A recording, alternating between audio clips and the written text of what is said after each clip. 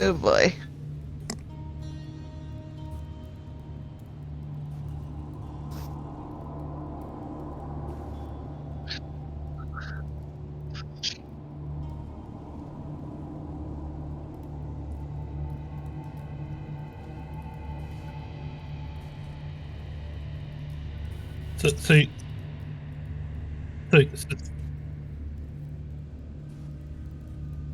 So you're saying the door rocked?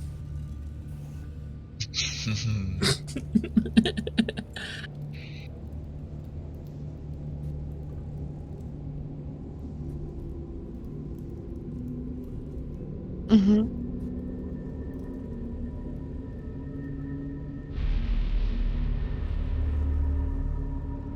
Oh. Ah.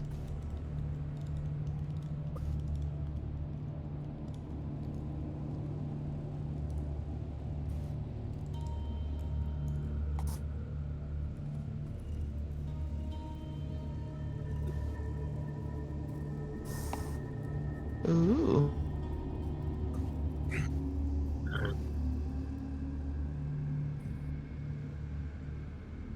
Tyrants. You're welcome.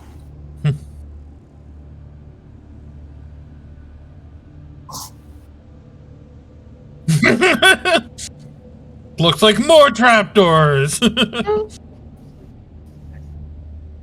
Ooh.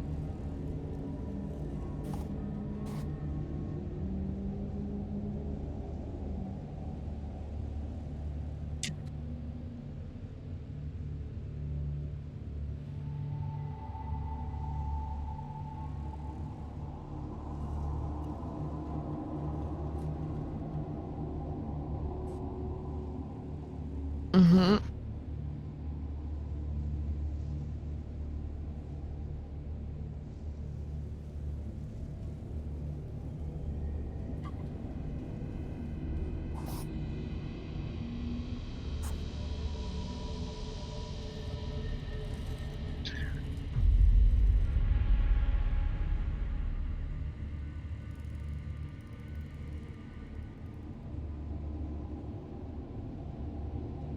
Oh.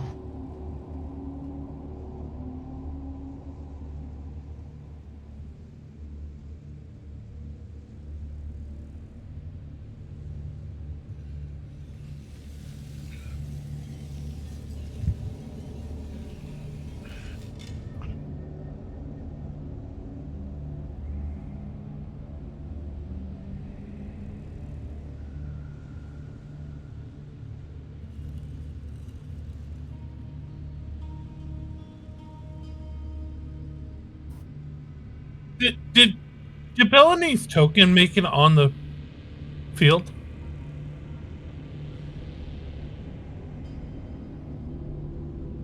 Interesting. I'm a refresh then, because I don't see the token. Here, I'll just move me like up in the center of you guys, just in case. we Hi, can't see your guys! token, so you just appear beside us. Oh! Yeah. Who gave Bellamy the power of invisibility? I think it's a violin gave her the power of invisibility. So if we don't see Bellamy, we should refresh. Oh wait, no, I see her. Never mind.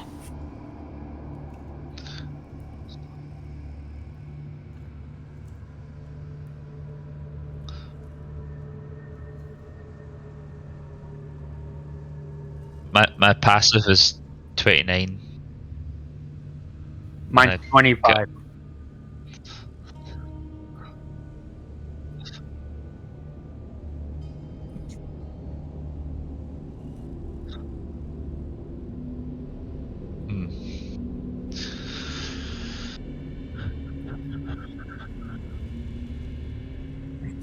Nope, because when I did that, I was able to see the token down at the bottom, but I couldn't see it on Chrome. So, and Chrome's just being stubborn. So,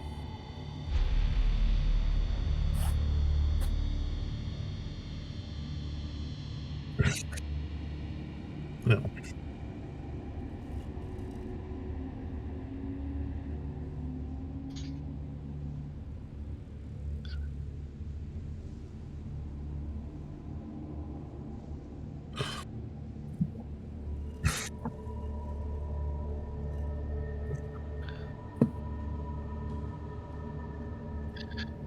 Yeah. Milk crates technically doesn't actually.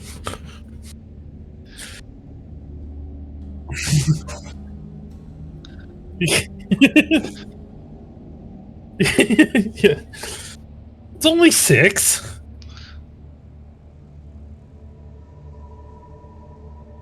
Only 6, he says.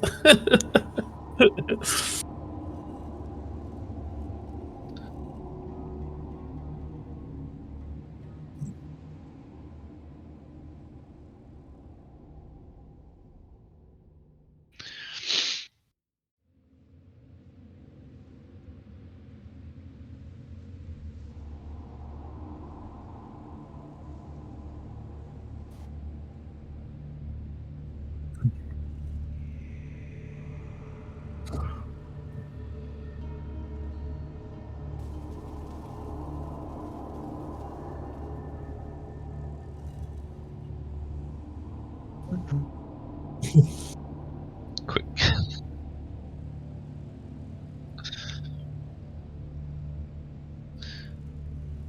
That is suspicious. Jade does sad faces.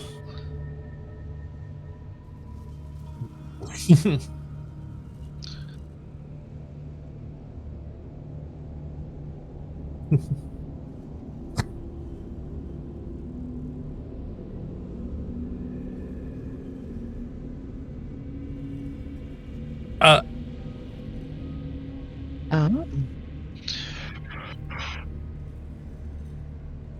Yeah. Advantage on magical effects. Oh, nice. Yeah, we get advantage on saving throws versus magic in that area.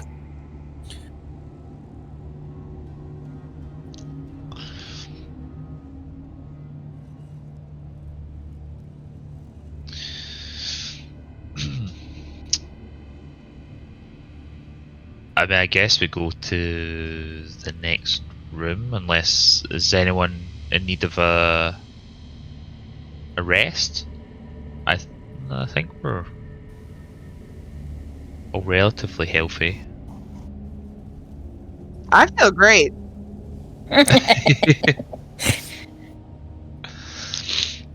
And I will point out, when Rhea has her blade drawn, she has a 30-foot aura doing the same thing, advantage on all spell saving throws.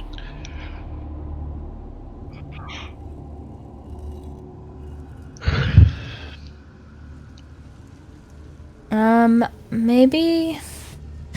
Jade, you said we have a greater healing potion, right? Or several greater healing potions? Healing potions I have. Right. Might throw one back. I'm good, but if I could just get a little bit up there. I could use... Actually, no, I really like saving second wind for in battle in case I need to take one more hit. So... I still have 86 regular healing potions. Right. I feel like you and Alex should both take some of those. Like, I'm really okay. I just want to get up over 200 again. That's all. Hang on, let me check. I'm not over 200. It's not good enough for me. I'm sorry. No, I'm not offended. I'm not offended at all.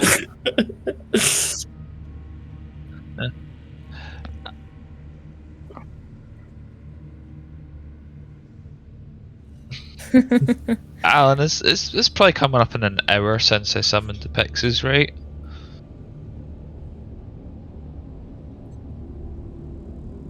Okay. Oh, because I can cast Aura of Vitality and can heal us like 2d6 as a bonus action for a minute. So I don't know how long's that? How many? That's like what? That's 10 rounds. I can do some healing. 26. Yeah, or we could all save the spell slots and just start burning through potions. Yeah. I was gonna say, I don't want to use anybody's spell slots. I'd be fine with just like a healing potion or two. Like, I still have second wind that I've not used. I just want to have a little bit extra juice before we go on to the next room, if it's as hard as Alan's saying. So, I agree. I agree. Okay. Use the potions. Alan,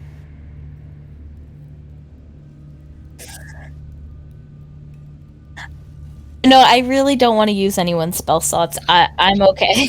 I really, it's not a dire situation. It's just, Here, Okay. superior healing potion, 8d4 plus 8. Are you sure you want to use that on me? I have 10 of them. Okay, alright, I will use it. I also think we should feed Alex some regular potions. Okay, I'll take a couple.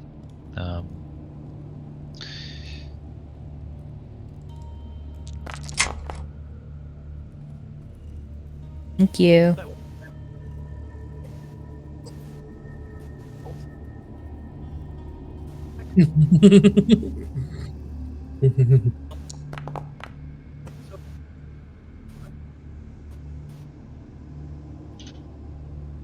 Ooh, that's a good 2 greens so far. Dare I try a third? Yeah. Let's see. Let's see if I can get 3 greens. Ah! Oh my lord. Whoa. Okay, yeah. Who are you and what did you do with Dean? I think we got a stop and 3 greens. 3's a magic number. I mean, that's any more, and I shall simply be tempting fate.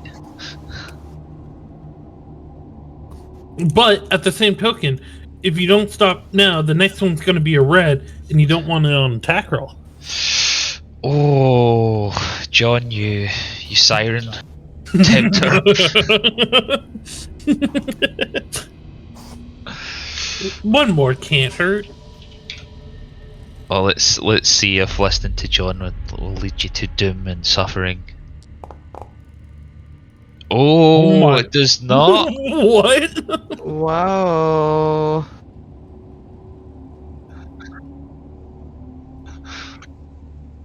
Dice Christ, praise Dice Christ. I just want to point out Alec is rolling well. It doesn't happen.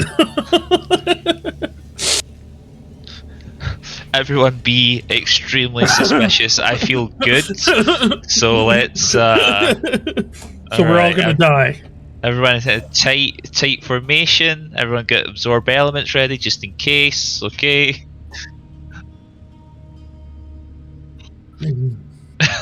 Yeah. Oh, that's true, because Bellamy's dice luck has been slumbering for a while. I thought you said dice slut for a second, and I'm like, accurate but unfair. I was just about to say, not wrong.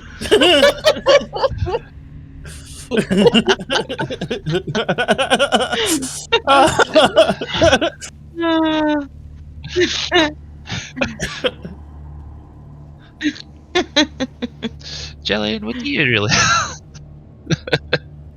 Did you say what you did? What do you really think of me? If that's No, I didn't think that you said it. It was just one of those things that, like, the first thing I heard was that, even though I knew that's not what you said. Oh dear. Oh dear, oh dear.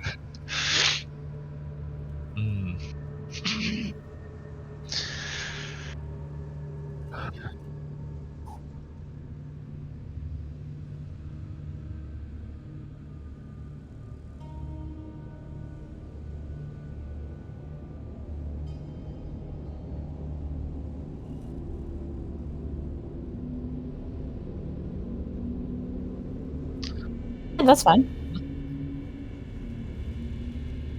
I'm happy to let Bellamy lead, but Nilcrates would be the one in the lead. That way things... Okay.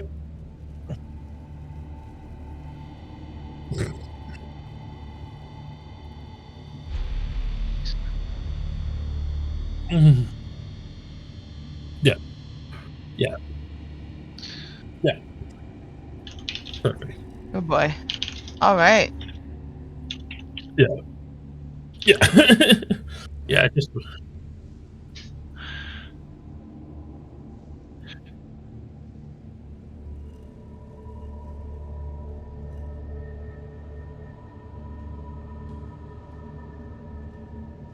Wasn't me asking. I've got him clicked for some reason. That was me. Sorry. Yeah, it was been annoying me. I can't tell, and it's bothering me.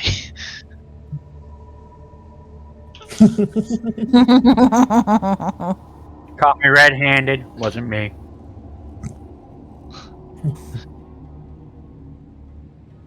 Due to copyright should we both reasons, take I this won't door? do anymore.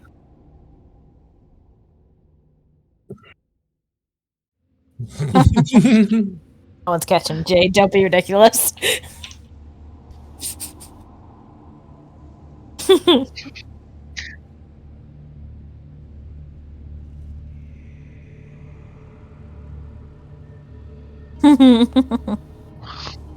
No, I pretty much attuned everyone to just kind of ignoring me now. And then just later when we need the treasure, oh, yeah, I have that. Here you go. So true.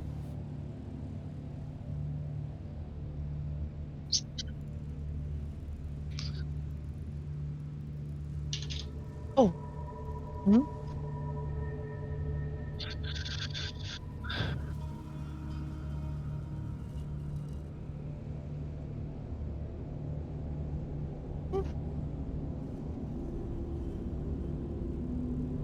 Ah.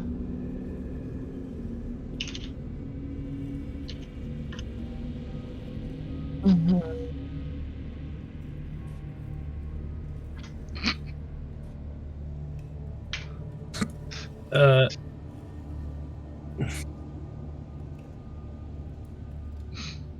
You'll have to play it soon. That's why it just struck me as really funny as the person who really doesn't like Final Fantasy.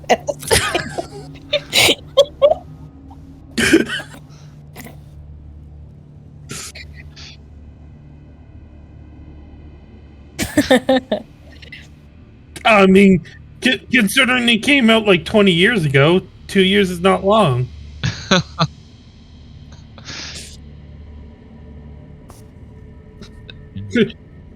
Because my brother reminded me that a few weeks ago.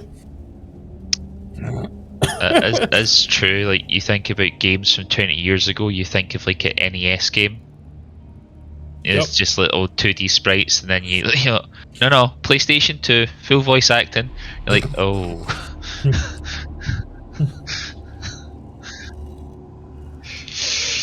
Oh yeah.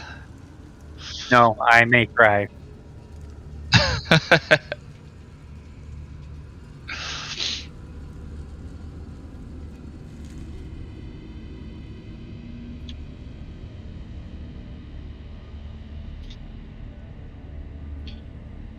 I think so. This is the door, right, guys? We want to head this way.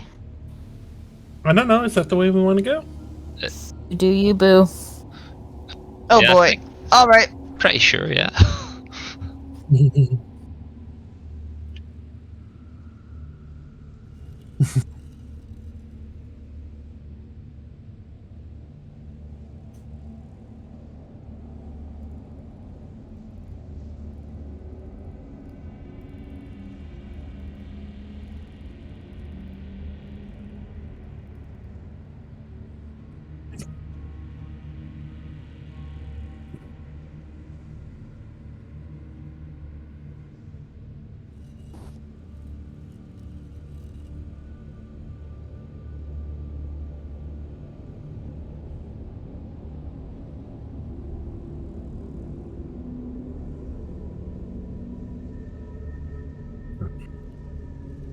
Oh.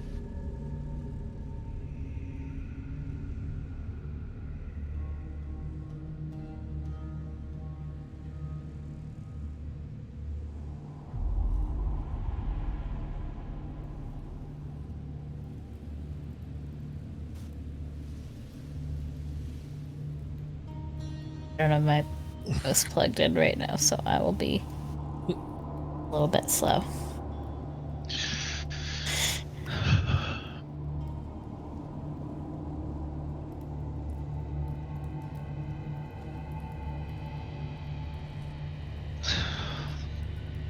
Oh god. Oh god. I gotta plug my mouse in.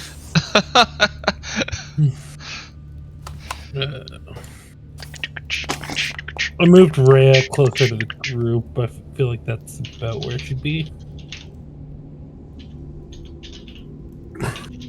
I'm moving Lulu by accident.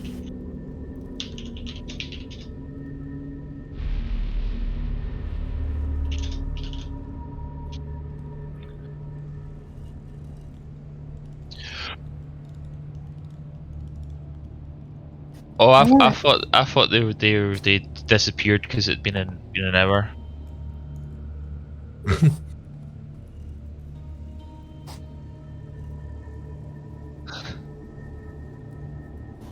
Yep.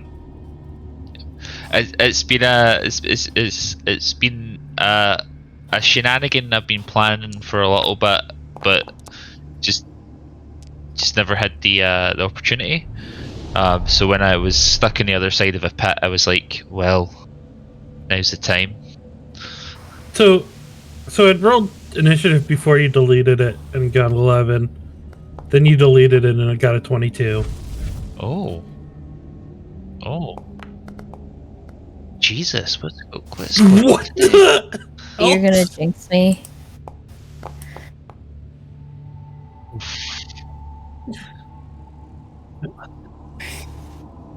So should I just roll raise?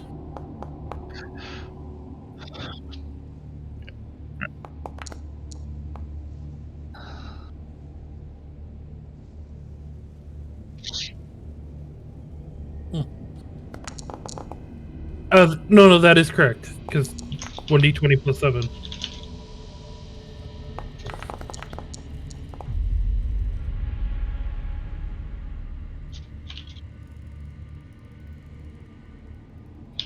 Yeah.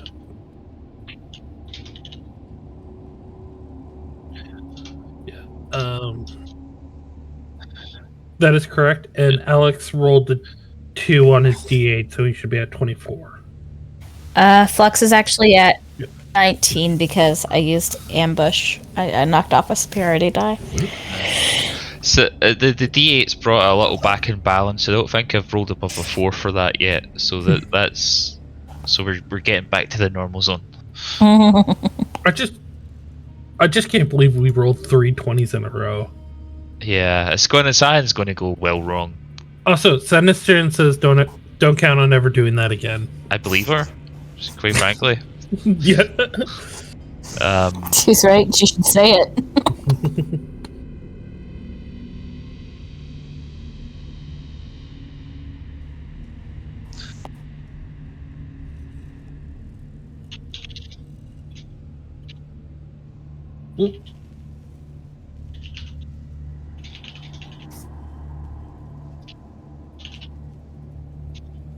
Apparently, Nickert has decided he needs to do a little dance.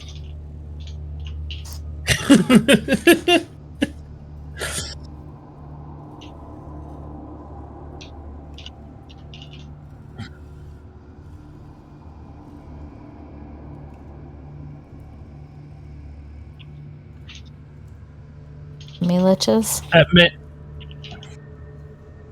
Yep. Oh, I know what they are. What are they called again? I said it too. Yeah. Did I jump ahead of people? Okay. Oh, sorry. No.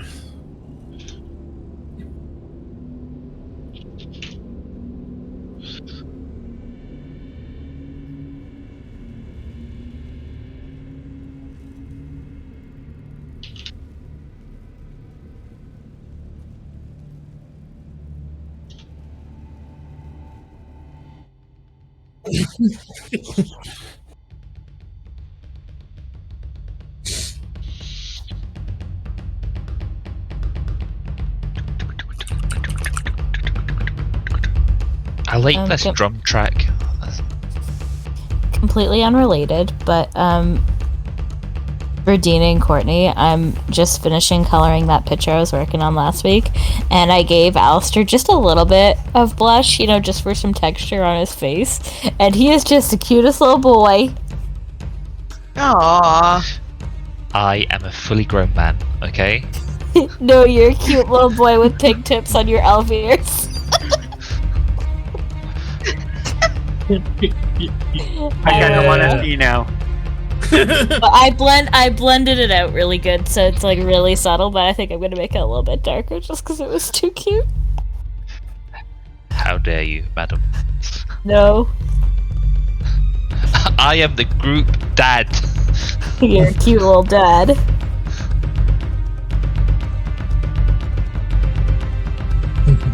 Okay, I'm sorry, you guys.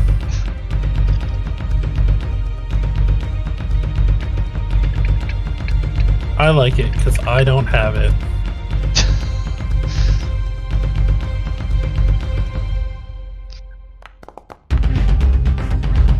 No, I'm going from right where I'm at. But that would put me in flanking, so... Okay, let's see.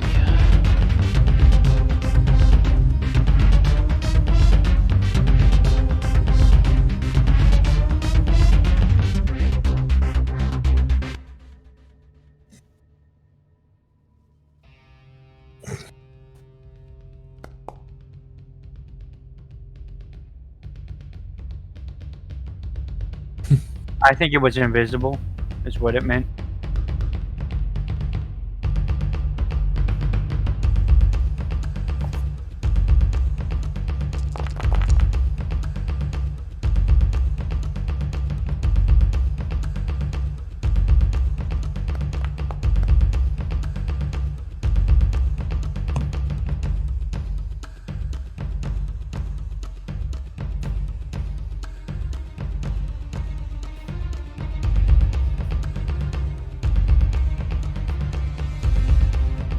Yeah, that's it for me, but I don't have the end turn button.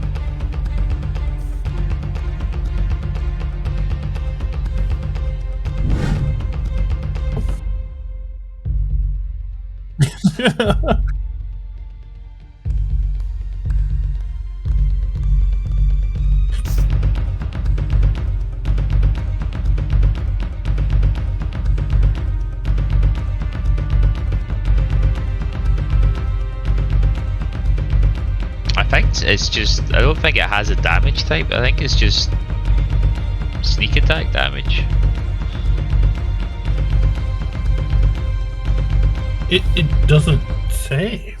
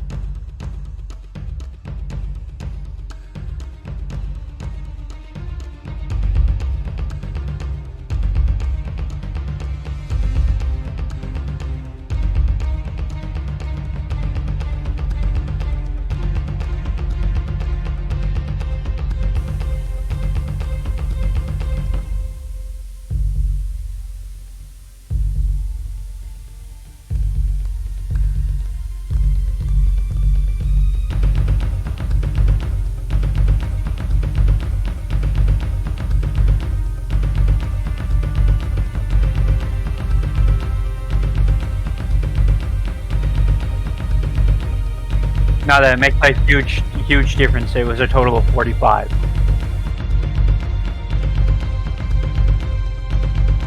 Yep.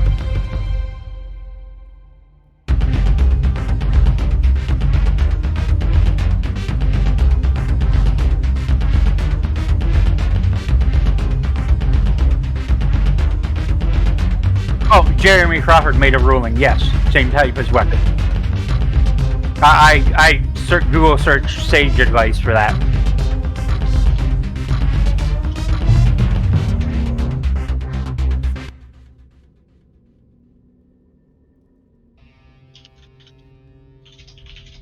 And, yeah, back in 2015, someone asked, "Sneak attack has the same damage type as same damage type of the weapon used?" Jeremy Crawford responded, "That's correct."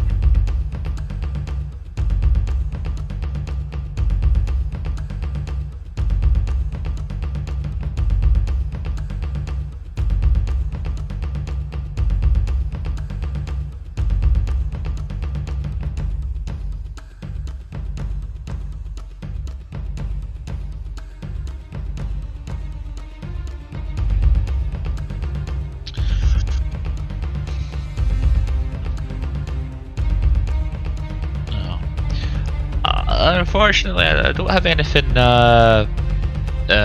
bigger blasty, so I will start with Super Saiyan transformation.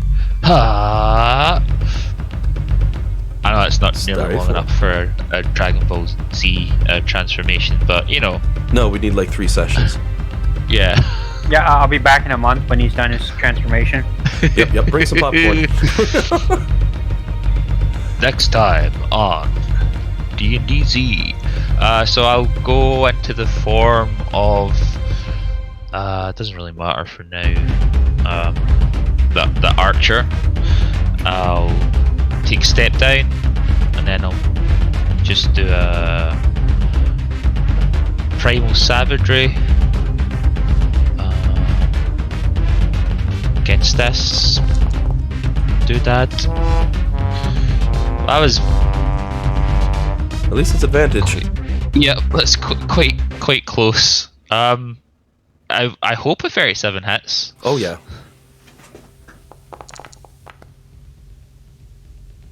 That damage didn't suck. What is happening today? And that's acid damage that it blasts, eh? Yeah. Awesome. As you throw down 29 points of acid damage. The flames... I do have a. Oh yeah. I have a quick question. Who are you and what did you do with Ardeen? Good question.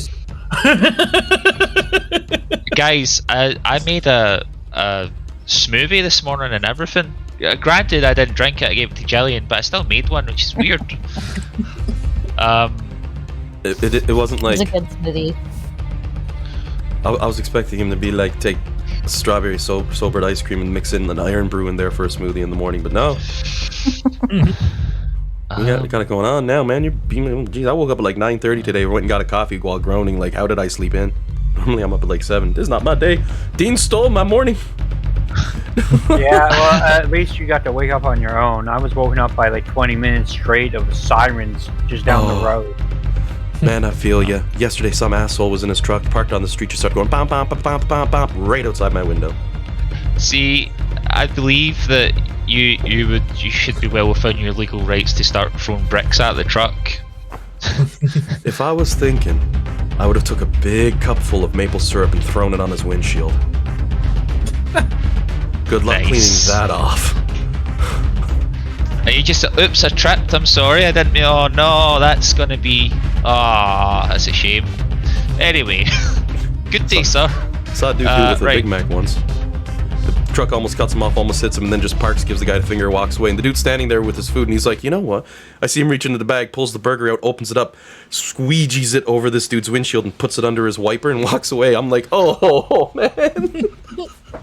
I love that. I love that. No damage done, awesome. but oh, that guy's gonna have a cleanup jobby. My bad. Yes, Dean.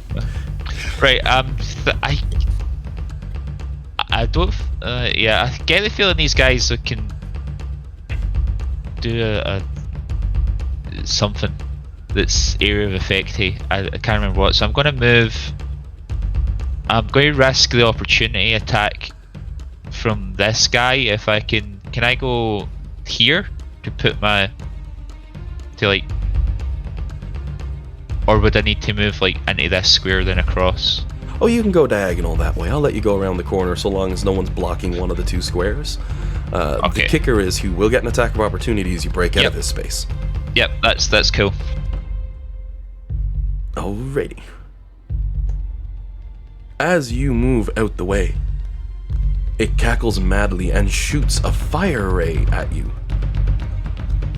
A burning beam of fire erupts from its mouth as it cackles madly and flies through the air, but it deflects off of your impressive armor and does no damage.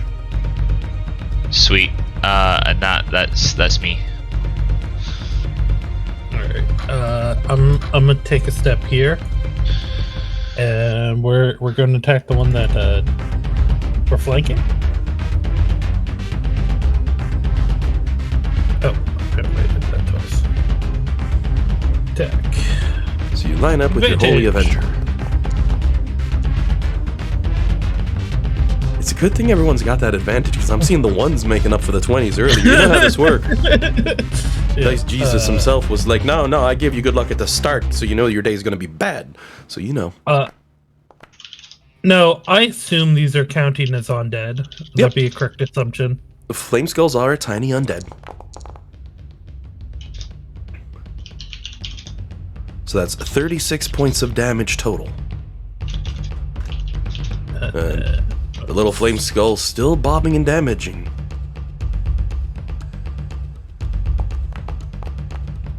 Oh, I didn't roll that with advantage. Let's just re-roll that. That's 25. Oh yeah, these guys aren't that capacity. Go ahead, roll up your damage. I assume it's dead at this point. Yep. It's enough to finish off the second of the flame skulls. Oh, you know what? So I just realized my other formula is actually calculating, so I shouldn't have actually... Sorry, I didn't realize how my damage rolled up. So the 16... Right back, guys. Yep. So 16 and 17 shouldn't have actually been applied. It should have been just the 20 and 19. Oh, okay. I'm still alive then. With one hit point. Oh, someone's metagaming. I mean, a flame skull's a low CR if you know its stats anyway. That's fine. Well, no. I just saw from the other one, because when you died it said -40, which means it capped out at -40. My apologies for metagaming though. It's showing a minus. It's showing its health on top. No, what it does is it says how much damage they've taken. Oh, that okay. I got you. When you do the max, when you get to 0, it just shows their max health, right? Yeah, no, but we didn't do that number of damage, so definitely metagame. Yes, yep. Whatevs. Still alive. 1 health left. The first one did show me that. Oh yeah. The answer is no. I didn't go look them up. I am mitigating but I'm not cheating. I usually don't even mind. I only make the joke because it works. It's like, hey, how'd you know it's a 40? You shouldn't know that. I mean, you would know that. Anything else for your character's turn, though? Nope, that's everything. Alrighty. Anything for Pop? Oh, actually, I did lie. There was one other thing I could have done. More or less it dies, because I'm going to use one of my feet. Actually, can I use the feet? Arcane Jolt, I have 3 left. So the answer is no, I don't use that. But he's gonna step over here and nom. Alrighty, go ahead and make your attack roll with Pop. Oh, that's the wrong one. Attack. Pup charges in, sinks his teeth into it. Certainly striking.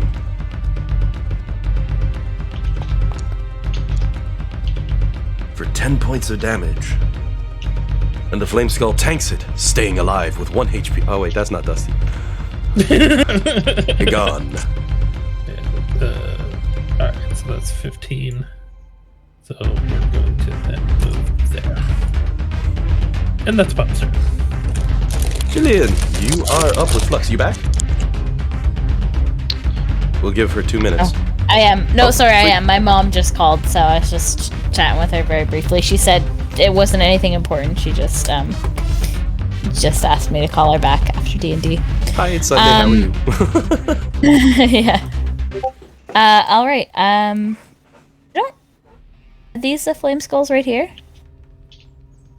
Yep, there are 6 of them left at the bottom area here. Yeah. I'm gonna tell Lulu to stay away. Even though she's mounted, I'm telling her not to follow me. Put her over here where she's a little bit safer. And I will do what I do best, and I'll plank with Pup and hit the thing. Or try to. Alright.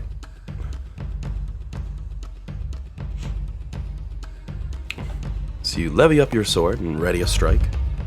Oh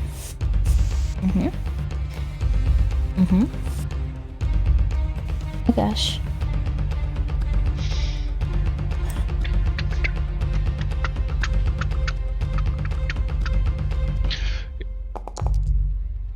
Guys, just as a side note, while Jillian rolls her damage, long swords are no joke. I'm extremely out of shape, but even just doing some light drills with a longsword for an hour and a half, my back is... Now, you might want to roll your damage on one of those attacks first, Jillian. They only have about 40 health, so... Yeah, and Dean, I mean your shoulders, man. I can only imagine. That's pain. Ooh, first hit from Saradess's Rage. Nails 29 points of slashing, and are you using fire for the subtype? No, you can assume that I'm using lightning unless I state otherwise. Alrighty, as you come down with your blade and sledgehammer against them, the slashing damage of 11 points of damage does carry through. But you notice the electricity crackles across the form of this flame skull and doesn't nearly cause the damage you'd expect. They seem to be resistant as well to lightning, as well as piercing damage. So that 6 becomes a 3, so instead of dealing a whopping 29, you deal a whopping 26. Okay, so then can I switch the damage for my next strike? Yep. Okay. It's hard to keep track because the attack rolls and the damage rolls are usually about the same. Yeah. So I'm gonna use force this time. Alrighty. I'd say you attempt to rend its head from its body, but that can't be done.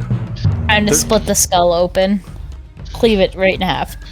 With a 35, that's practically what you do, as you come straight down on it midsection, splitting it from the top of the head to the bottom of jaw, right down the middle as it loses that beautiful flame that once kept it burning, falling down into the jar beneath itself.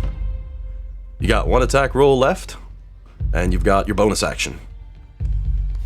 Okay. I'll do it at this guy, but I'll just roll another d20 because I rolled that. So I did roll 3 attacks, but they were all at advantage because I didn't realize that guy would still be up. So I'm just gonna roll a flat d20 and add 18 to it, and that'll be what I... Wait, that should hit. That's that's like 33, I think. I think it's possible to miss if somebody rolls a 1, given their armor class and your power levels. So definitely go ahead, roll through your damage on this guy for attack number 3. Okay. Once again, I'm gonna use force. Yep. 28 points of damage as you seriously injure it. I think it moved on the map on me, didn't it? Yeah. It did. That's a glitchy thing for Foundry. It's because I use the numpad to type because it's so much faster. 28 points of damage, leaving it badly injured underneath the blow from your blade. Right. I'm gonna use, I will use my sword. Thanks for bringing it over. Oh, yeah. I know my job.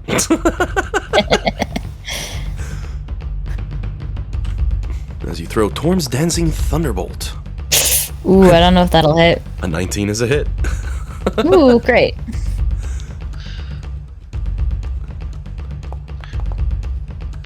For 20 points of slashing damage, as your blade spins through the air and you cleave a second one.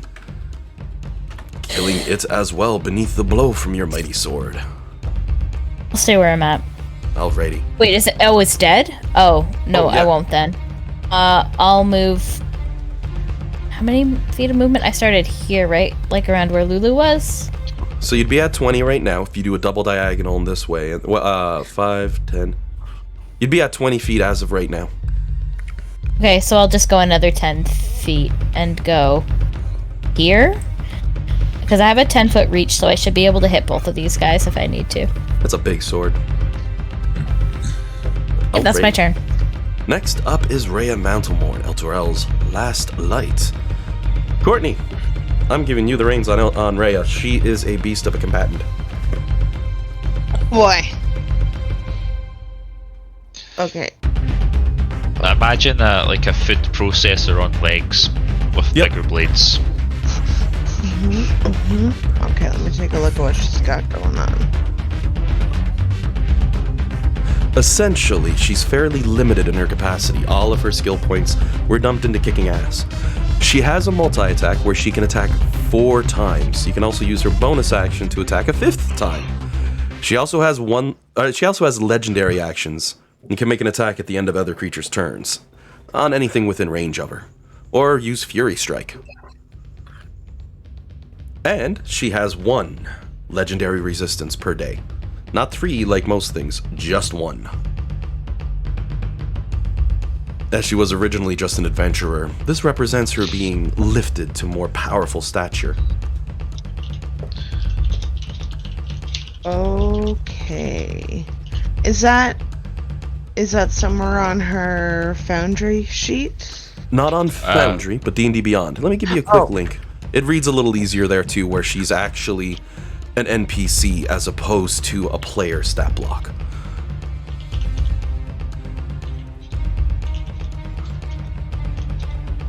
Okay. Well, I think she'll probably... Oh. Let me make sure I have ownership set up. I may have... Oh no, good. Just want to make sure you can move her. Probably move up here, I guess, and do the stabby stabs. Alright, so you go ahead and give an attack roll. You can either roll from D&D Beyond, or if you want to roll in the chat, you can use a command to do a roll for her. I'll put out what it would be.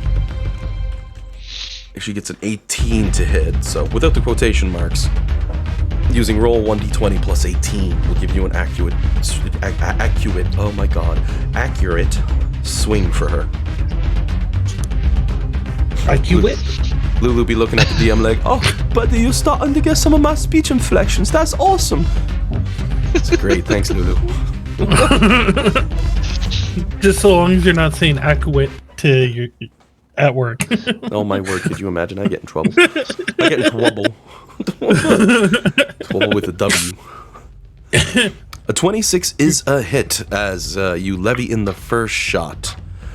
Her damage is 2d8 plus 10, and then plus 3d10 radiant damage, so... Okay.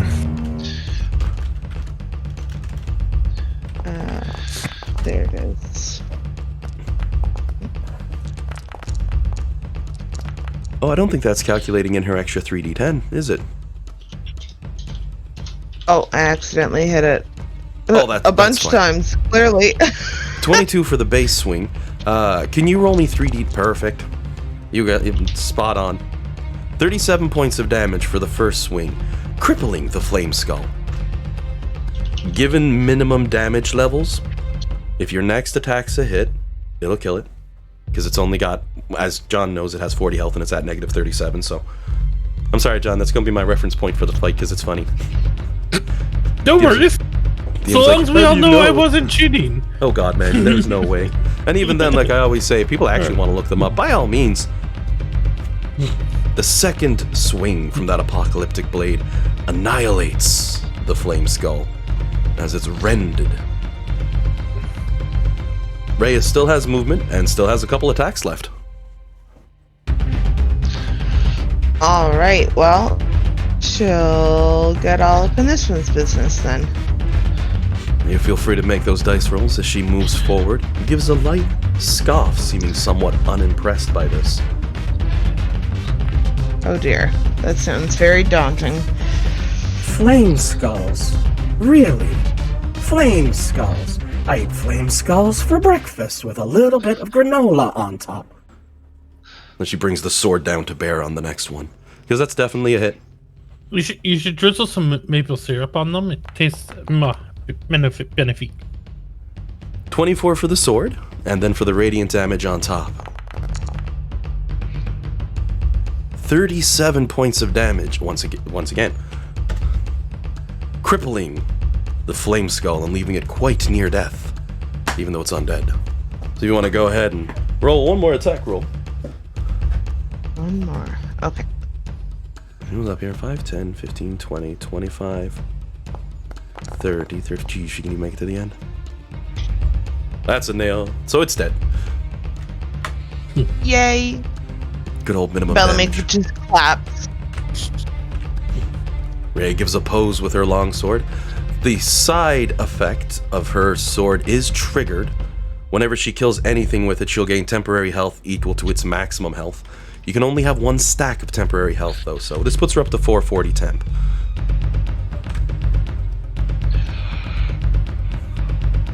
I should also point out for the two that she killed here and here, due to the nature of an apocalyptic sword, they turn entirely to dust and are utterly and completely annihilated.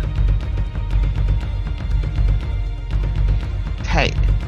Outside of that, she's only got 30 feet of movement, and you started up here with her. Ah, crap. She can still make it to the last one on the corner. And on her character sheet, she has 60 feet of movement. Oh, that's right. She's fast on her feet. You might be wondering why Does she have any more attacks? a bonus action, which she can use to attack. Or for generic bonus action stuff, but you might be wondering, why is this NPC so strong? And the DM's like, because I tried to kill Flux with it. There's a trick to flame skulls, right? It's like a troll thing, right? Oh, you're more than welcome to do an Arcana check. You might want to wait till after the fight, mind you. Yeah. Just I feel like there's something. I'm doing like the Santa Claus nose tap right now, like, oh, maybe.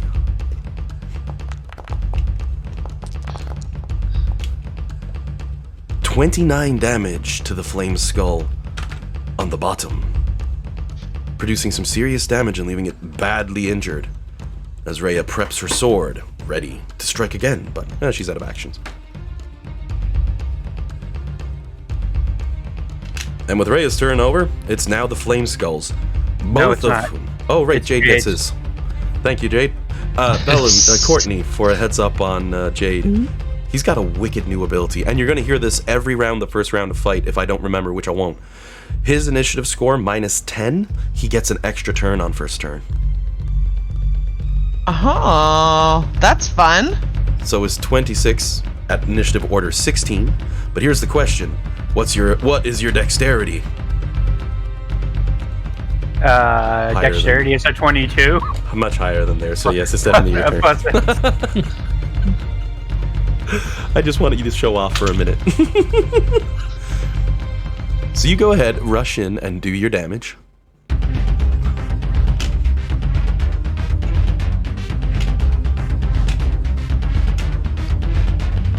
I just gotta make a quick call. I'll be right back. Oh yeah. Don't have too much fun. Oof. Dice Jesus finally pulled up for all the dice rolls for today, and unfortunately gave Jade a 1 on that attack roll. That is an automatic miss, unfortunately. Oh my. Such a thing has not been seen in an age. Unless anyone has some magic sort of shit up their sleeve to help out. I can't force a reroll. I can only add to a roll. I got nothing, sorry. Oh, no worries. Better me now with a blade that won't break than something else later. Oh, it's only +2, not +3. You roll me a d20. You're in the 8th layer of hell. No, I'm only kidding. Jeez, that would be me. just dead silence over the Discord chat. DM's like, no, I'm being ass here now. Honeysuckle ricochets off, bends somewhat from the strike, and groans. The old voice inside, like, oh my god, my bad. I think I pulled something. Oh, that's. Oh. Oh dear. Any other tricks or any other moves or anything for Jade's turn? No. That's a rough 5%. Now, the Flame Skulls get their opportunity to swing. And they're gonna swing. Both of them looking angry and roaring and laughing and crazed as they move forward.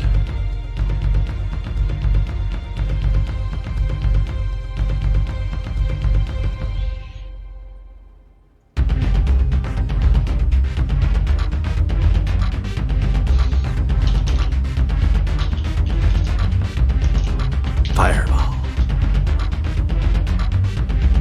Dex saves, everybody. Lulu jumps back a half foot. Oh my word! That almost got me on the tail feathers. Oh poop! I'm gonna need 2 dex saves, as both of them are dropping fireballs onto the battlefield. Actually, let me double check. I accidentally put it on their heads. I might have to make Lulu roll. Yeah, Lulu's gonna have to roll for 2 fireballs.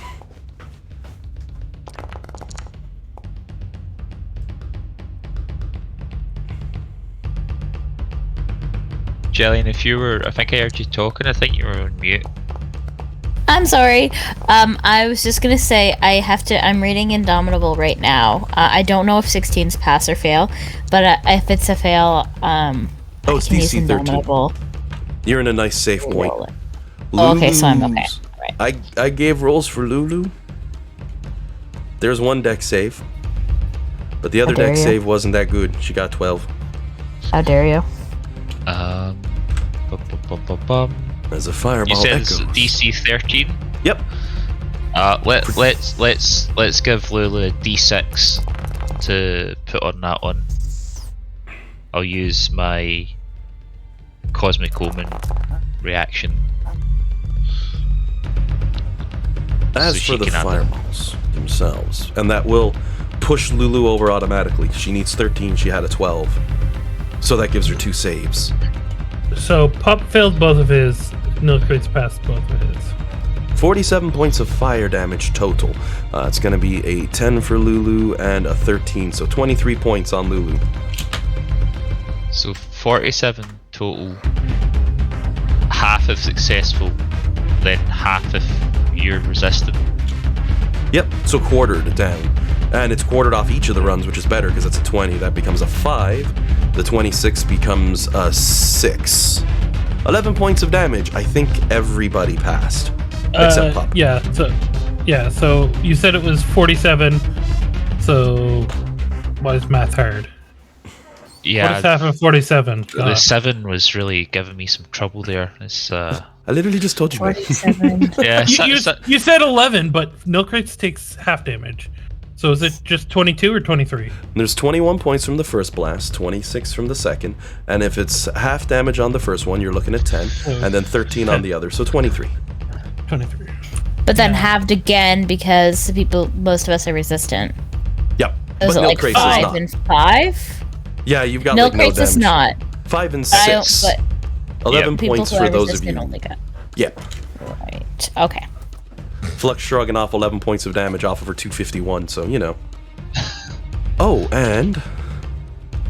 I'm back. Do I take damage from something that's happening here? you need to roll some dex saves. Oh, okay. 2 of them. DC 13. Wow. Rhea failed 1. I can't help you with the saves, Courtney, because I helped Lulu.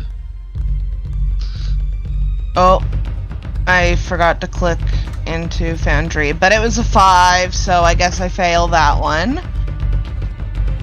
You get a +3 on your dex save, so yep, you'd be taking the... but you have half damage to fire anyway, if I recall. Everybody does on the team, so... Did Bellamy get that?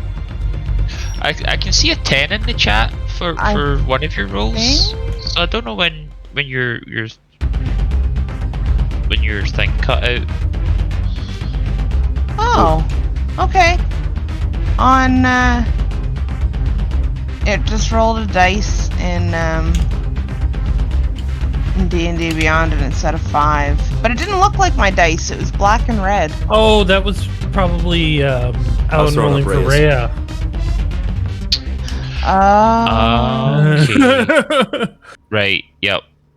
It came up as your character. Wait. Yeah. So you take 23. Does she have resistance to fire? Was she there that when that sounds was made? familiar, but I don't know if... Was Bellamy maybe there for the resistance to cold instead of the resistance to fire? That is certainly a possibility. Were you there when we went to the forge? Yep. Then yes, because that's when we did it. Okay, so I half the 23? No. So it was 47 where you would have had the fire resistance. Oh, okay, so it's 23. Yep, 10 and 13 for the 2 shots, once halved. So you got 23 points of fire damage. So did Lulu. She took it right on the chin. She passed, mind you, thanks to it, but she's down. Big flame sits. She's like, oh, my word, smoking's bad for your health. Just, oh. And she's like stomping her tail out at the moment because it caught fire. Oh. How dare you? Whenever Lulu gets hurt, it's like that bit in the Fellowship of the Ring when Frodo gets stabbed by the troll. Everyone just goes mental. Exactly. So, the little flame skull is also going to fly 40 feet straight up into the air. So's the other one, to quickly get out of range of the party. Feel free to make your attack of opportunities. Okay, I was gonna ask if I get them. Yeah, they can't disengage. You're just getting the hell out of there because, well, they all wake up and their friends all get cleaved in one go, and the DM leans in and say, well, what do you expect? You are weak. I'm not gonna hit. Anyway. I'm not gonna kill it anyway. I was gonna... Yeah, but you can get it to the point where I can kill it. Yeah, okay. So I'll attack the one that's uninjured. Alrighty. The one that's like Jade been injured? The uninjured one. Okay, that's what I thought. I just had to make sure. No, that's okay. I was just saying it clearly in case, like, I'm garbled. No, you're coming through crystal clear. Just too close, and I was playing well. So, you swing that force damage. See if you roll a nat 20 and kill this thing in one go. 15's still pretty good. That's a hit. Again, I'm using force.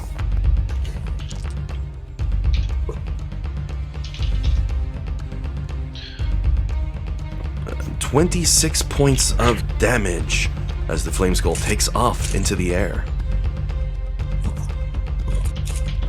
And there's the other flame skull that's booking it. Dan, if you wanted to swing first with Jade. Rhea's prepping her sword and she's bringing it, but you see she's got to swing it like a baseball bat. So you get that shot in first.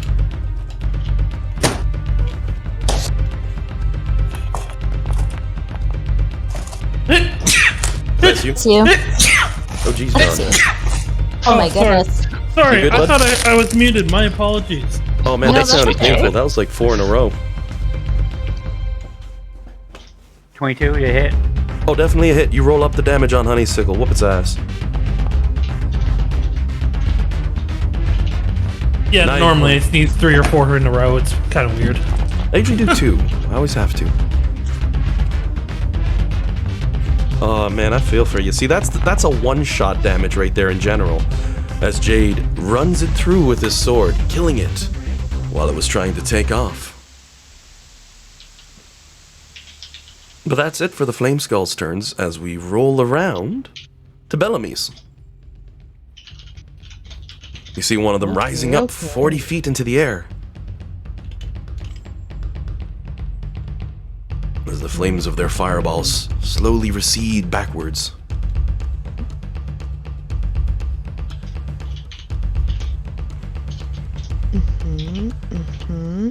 So it's just the one left? Yep. Okay.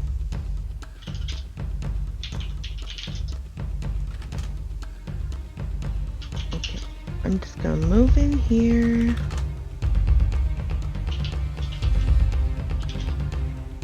And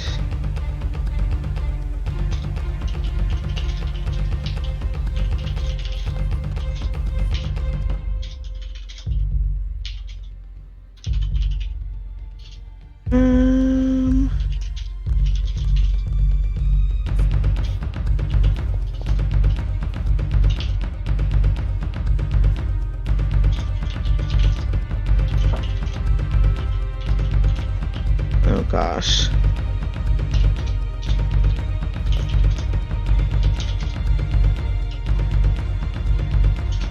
Oh, it's been so long. I'm sorry, guys. Well, he's pretty hurt, so I don't think I need to do a lot of damage. So... How much health they got, John? I'm not gonna say it has 14 health remaining. That would be metagaming. I love it. Oh. Okay, I'm just going to do...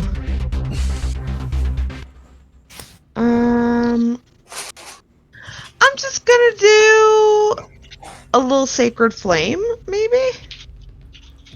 Alrighty. That seems like a sacred thing to do. So you let me roll a dex save on that guy nice and quick.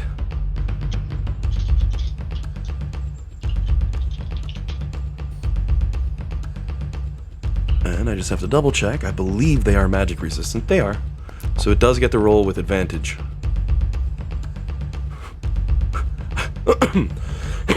Oh my god. Since it had advantage, what's the DC on that? 23. No, DC 18. Oh my god, it just passed. But I rolled a 1. Sadness Chan gave me this message. If I was a player, that'd be rude. As DM? Thank you, Sadness Chan. I feel better for myself. Is it half damage on a save? It is... Cantrips are usually no well, it's only damage a on it. cantrip. I figure. I just wanted Yeah, to double check in case or add-ons. So it does manage to just dodge your Sacred Flame with one of the DM's better roll of the knights, who looks a little sad because he wanted to throw that as an attack roll. But it does manage to survive by the skin of its teeth.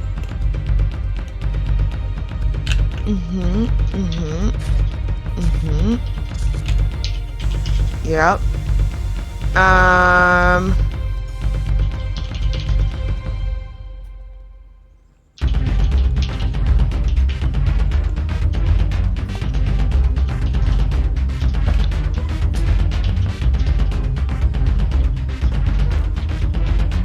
Wait, Ellen? Yo. I thought you said the roofs was 30 feet up. In this area, because it's what? 5, 10, 15, 20, 25, 30. It is. Oh crap. So now he goes further in the roof. As it turns out, if you, I typed into there and I went plus 30 to overwrite the plus 40. Completely overwrote it, and it goes, we've added 30. That's really clever. But then I had to put minus 40 to fix it down a second time. Now that I know how it works, jeez, Yeah. You're right, it is 30. Small goof. They basically ran away. Oh boy. Let's be honest. Ooh, Bellamy dropping a spiritual weapon with an attack roll of a 13. It sings through the air and slams down onto the flame skull for 8 points of force damage. The flame skull still I kicking. hit him a little bit, guys. I hit him a little bit. Not quite enough. Someone's gonna take him out. You brought him near that death that they so rightfully deserve. Only a step or two off now. Anything else for Bellamy's turn? Alrighty. Nope, that's me. Lulu's turn as she stands up looking a little disgruntled. I was not very friendly. I don't like fire. It burns. And she's going to use a spell. Lulu, shape changes. As she spins round and round in circle and says, Pretty Lulu transformation! And a big poof of gold and light. With Sailor Moon. Exactly. Next thing you know, there is a gigantic winged pretty mammoth in the room, standing as she shakes off. Prism power! If I get the sparkly spin around, I could do it, but I'm gonna look that up for later. As she stands now in her mighty winged mammoth form. It gives her considerably more health, and she retains all of her other features. At 126 now, she gives a nod. Okay, this will keep me safe. Ho ho ho.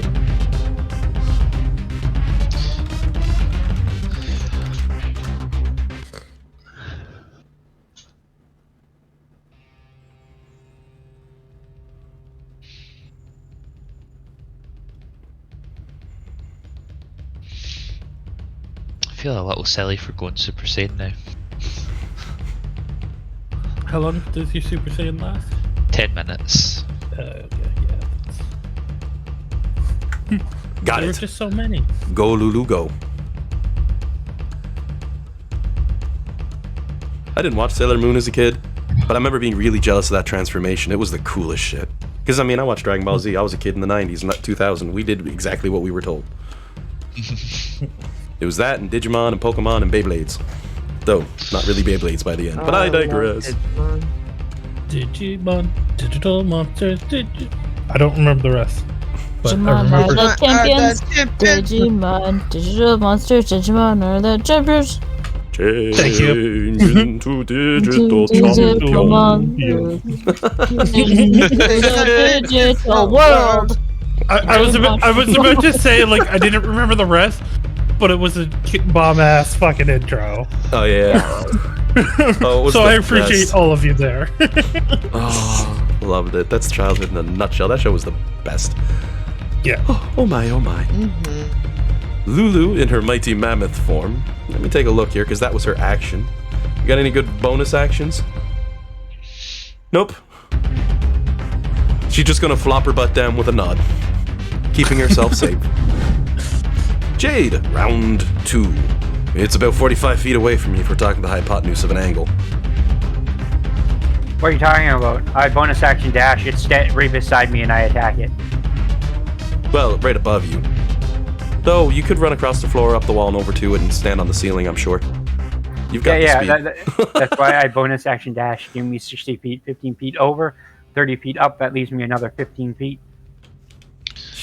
That's nice. Jade just runs up the wall, standing on the ceiling, looks towards the skull thing who turns towards him. Jade's upside down, just waves a hello.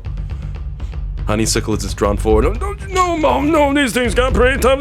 Oh, God. Don't ricochet. Don't ricochet. Got him. Yeah, boy. You go ahead and roll up your damage on that guy.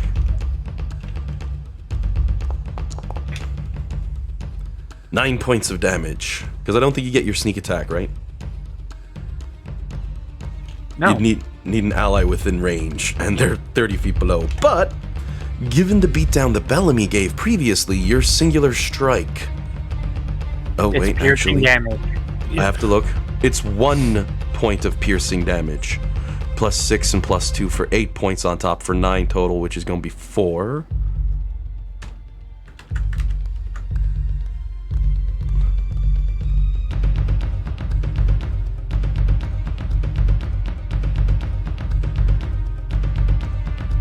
I gotta backtrack just 1 second because I clicked the wrong button.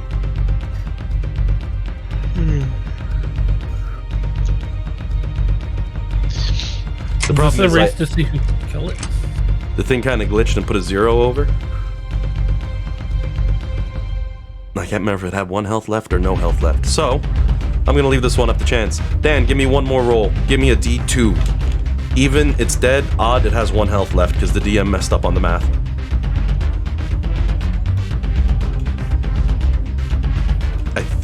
I'm pretty sure it has a point of health left, but I don't want to spend 10 minutes doing the math.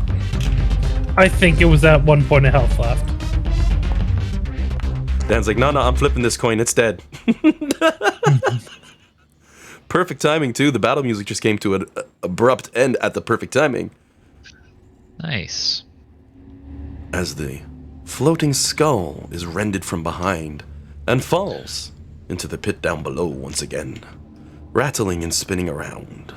The silence once more fills the air, and Dean, as mentioned, And for anyone else with Arcana, you're more than welcome to roll a check in regards to your knowledge on flame skulls. Alright. Okay. Can I give myself guidance? You most certainly can.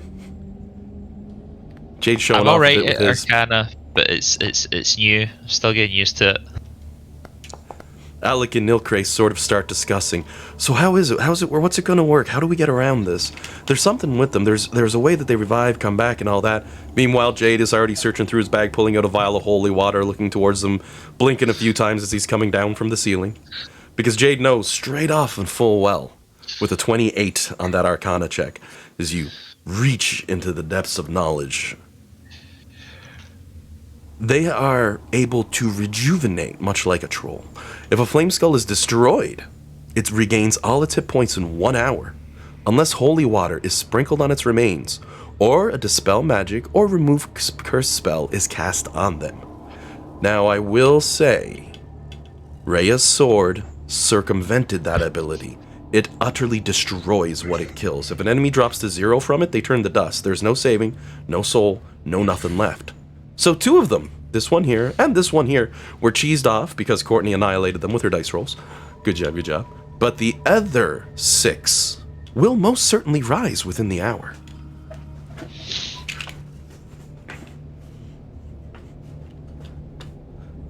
Lulu, meanwhile, is going to waddle over a little bit towards Bellamy, drop down and give her a nudge from behind. You see tears in her giant mammoth eyes as she says, "It blew my bum."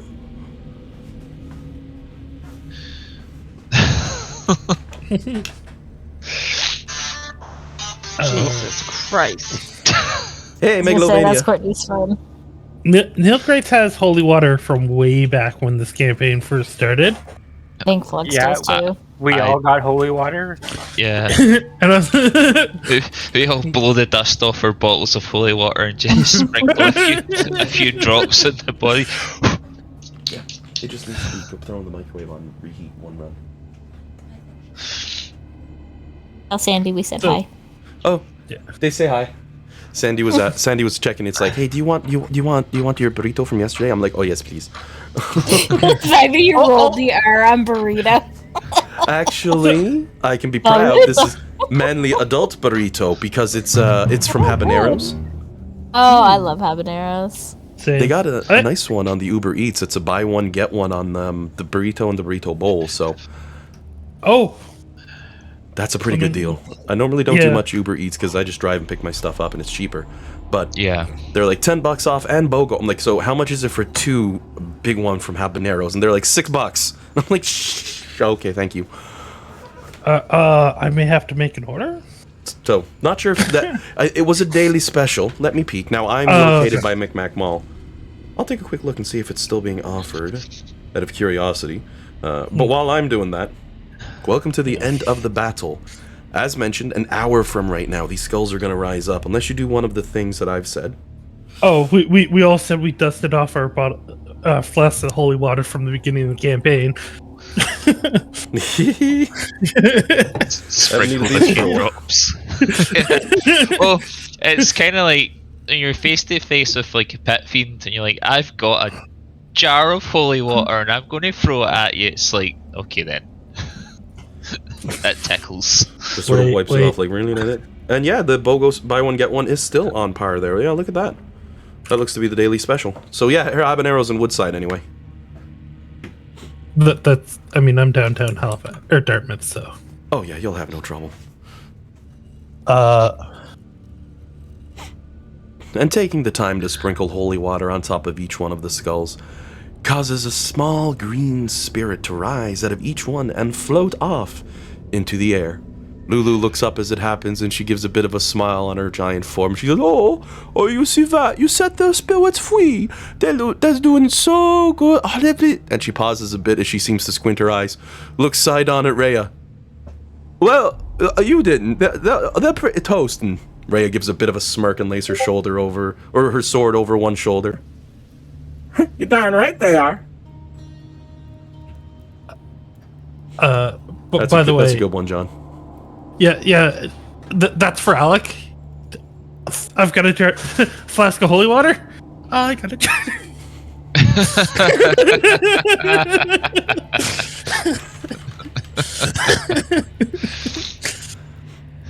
I think, if I recall my movie trivia correctly, that random ass "I got a jar of dirt" that he did was entirely on spot and improv. So everyone was like, "What the hell is he doing?" It was. That's like the best scene from the movie, isn't it, Courtney? Yeah. Oh. To be fair, I do believe like 90% of the movie was improv. Oh yeah. Oh yeah. I think like the favorite fan theory is they just released the 3 actors into the Caribbeans and told them to act like pirates. It's like, this is where the act like it was the 1700s. Oh god. Just say, this is where the plot needs to go. Get there. How am I gonna get there? I got a jar of dirt. I like that theory though. Hey, here, you're in the Caribbean. Pretend it's the 1700s. Yep. We're gonna film you.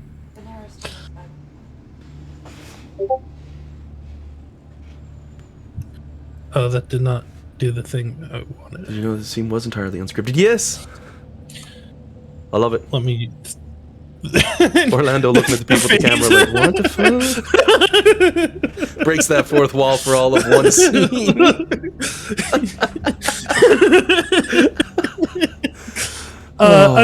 Another really good one that like was unscripted was in Star Trek Generations, when Data starts going, life forms, little life form. He was supposed to hum. He added the lyrics, so everyone's reaction was again genuine because no one expected him to sing. I'm so sad he got old, and I don't mean old. I just mean I'm sad he aged. Data was my favorite. Yeah, Data and Q. Yep. No. Q can age. He can be whatever he wants. Yeah. I got a hard disagree in Q. I hate him passionately. Oh, that's it's okay. fair. You're allowed to be wrong. Oh, it's fair to hate Q. He's not for everybody. I know. I think he's designed to be hated, but you really cannot stand the man. At the end of the day, that's fine. You're Guinan. allowed to be wrong. It's perfectly okay to be wrong. You give me Whoopi Goldberg, Guinan is probably the one I say, okay, that's the one who's cool. I mean, Q's scared of her, so you know. I think that's why I like Cisco so much, is because like Q taunts him, and he's like, "You what you going to do? Hit me?" And he just decks him. Yep. And he's like, "Picard wouldn't do that," and it's like, "My fucking man, Cisco, yes." Yep. Q comes to mess with Cisco. Cisco's like, "Not on my space station." Oh. Get out, get out. Yeah, I just cannot stand him. No, I can completely understand that. On Voyager, I found it was a hard plot to swallow when he was up, but Oh, yeah, he just keeps. Ugh. It was his interactions with Picard that I enjoyed, but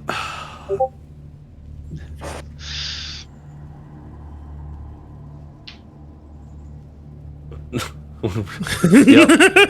Sums it up. I'm gonna post that one in to finish that one off. 100% accurate. Ooh, pardon me. Cisco was exactly what was needed for that area. It was something. Oh, we could go on. It's Star Trek. It's my word. Yeah. It's the biggest thing. I think you're possibly my favorite, but yeah, you're right. We could. This is a rabbit hole. I love Picard as a captain, and I love Cisco as leader of that space station. They're perfect characters for both of them. I have a hard time picking the superior for myself. Sandy probably leaving Picard because she didn't like DS9, but, you know, she's also a big Trekkie, too. I found DS9 was a marathon show, whereas the others were episodical. I'm kind of with Sandy, because... Only for the end, because all of a sudden he's the savior. That's weird. The ending didn't land right. No. It got, but I liked how dark it was. It was like proper, like, I'm actually dealing with problems here. Like double dealing, spies and all that. I thought that's what carried it through for me. Whereas Next Generation... It's all about Quark. There's also, like... It's really funny, because, like... Beginning, Cisco's like, I'm not the emissary, I'm not the emissary, stop calling me the emissary. And then there's one episode where they bring in the fake emissary, and he's like, you know what? No, I am the emissary, fuck y'all. If we don't mess around, then oh my word. Alrighty. Well, Star Trek is one of those things like Final Fantasy. You get me going, I'll just keep going forever. So, Yeah. but it was a nice The little jump problem after the is- break. What? Star Trek, I will keep you on. It's the problem. Oh yeah, and that's the way it works with Star Trek. It's really good and fun to talk about. But so all that being said, Lulu's now in her mammoth form. She can squeeze and get through areas, but she's not going to be able to do tight gaps very easily. It's going to be funny to see. That being said, battle's just been finished. Generic search of these sort of spots, you're not noticing anything too formidable right off. There's a pair of doors here and here. A set of stairs leading towards a sarcophagus of beautiful design in the north, which Lulu keeps eyeing every now and again and giving a squint like, oh, that's not gonna be good. And if anybody questions her why, she just responds, well, nothing in here's been good, and that's the most shiny looking thing, so it's gonna be really bad. Simple thoughts, very straightforward. He's right. She should say it. Can Lulu be polymorphed as a giant mammoth so that when she's unpolymorphed, she explodes as a, well, not explodes, but comes out of the form as a giant mammoth? At the moment, to pull this one off, I believe it's a 9th level spell, her shape change, the way it works. I just have to double check on that. Because I can make her smaller for free, for just forgetting about. Because I took the Eyes of Mystra as for polymorph. I might change that, I might not, but it seemed very druidy to do that. Let me see here. Shape change on polymorph.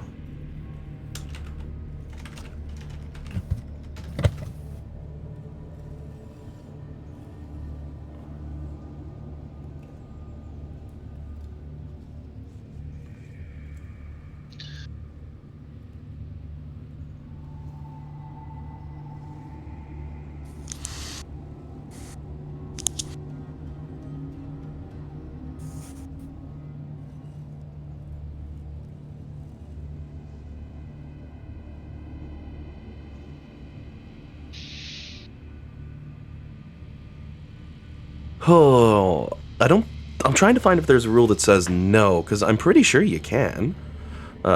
Shape change just changes your features temporarily, and polymorph does the same thing. I know if you polymorph into a dragon, you can shape change. So if you shape change, you should be able to polymorph as well on top. The only difference is polymorph will affect the mental statistics of a creature, keeping that in mind. Shape change does not. Lulu retains all of her mental acuities while changed. Yeah, well, we don't need, if she can squeeze, that's fine. It's just if we come across a particularly small gap, I just wanted to know if that would be like an option. Lulu's like squinting at the door frames, like, oh. What would you want to be, Lulu? Just out of curiosity. We're like a cat, dog, squirrel, eagle. Lulu nods. Lulu. You could turn her into a Hollyphant. Is a Hollyphant a beast? Oh, I think she is not. They're a celestial. Small celestial. Well, I could turn you into a little elephant. A dwarf elephant. But I'm pretty sure polymorph is any beast whose challenge rating is equal or less than the target's. Yep. And Lulu's standard challenge rating is a 5, so. Okay, so, you know, options if we need it. Though her mammoth form is challenge rating 6. Oh, well, more options then. So it's about 10 after 12. This is usually about when we take a quick 15-minute break. So before we do jump to break, any questions on the room or any searches or anything to be done for anyone? It looks pretty Is everyone bare. looking for help? I think Pup took a hard hit, and so did you, but that was... Oh, yeah, oh, sorry, you go ahead, John. Nilkrates is just going to sit there, cast Mending on Pop to heal Pop. There we go. I just realized Yeah. I had everyone was showing their health bar at the bottom for everybody except John's character. I fixed that. Okay. I think we're all good for health. I think we're all sitting about 20 hit points lost except for Flux, but she has an HP pool that way exceeds us. Exceeds? That's not a word, Dean. Exceeds. God damn it. Shit. Okay, so I'll hold off on doing some healing for now. Alright then. Since Dean asked politely.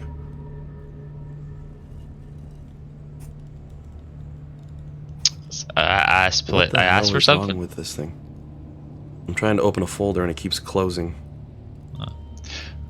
I don't know about this. This room seems pretty bare, unless those sconces, torches, flame pits have any significance. I'm a little statious of these that was a play on words, not superstitious, but a little statious on these mummies' bodies down here. But You mean suspicious? Wow, my foundry crashed. You're not superstitious, but you are a little. yeah, there's an office joke in there somewhere. It's okay, I got it.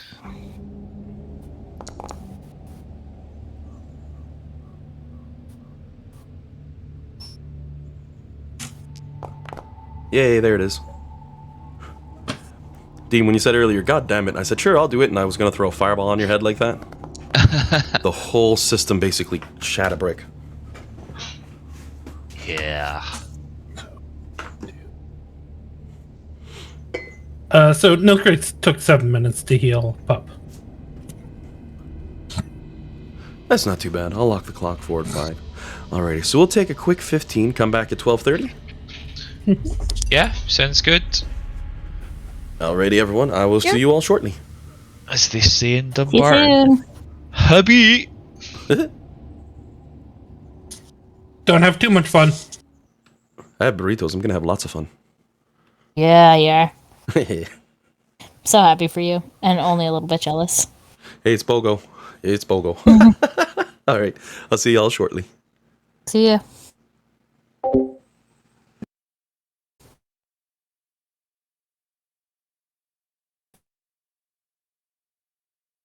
Might be playing Halo with Jordan and Josh later on. Oh, cool. On what? PC. Ah, Well, yeah, Oh. play it on Xbox. Jillian, not that I mind, just so Oh, you're yeah. aware, though. Sorry. No worries. I just keep forgetting. Yeah, I just don't want you to say something you don't want the rest of us to hear. He's gonna play Halo with Jordan and Josh later, so FYI. See you guys. Have fun.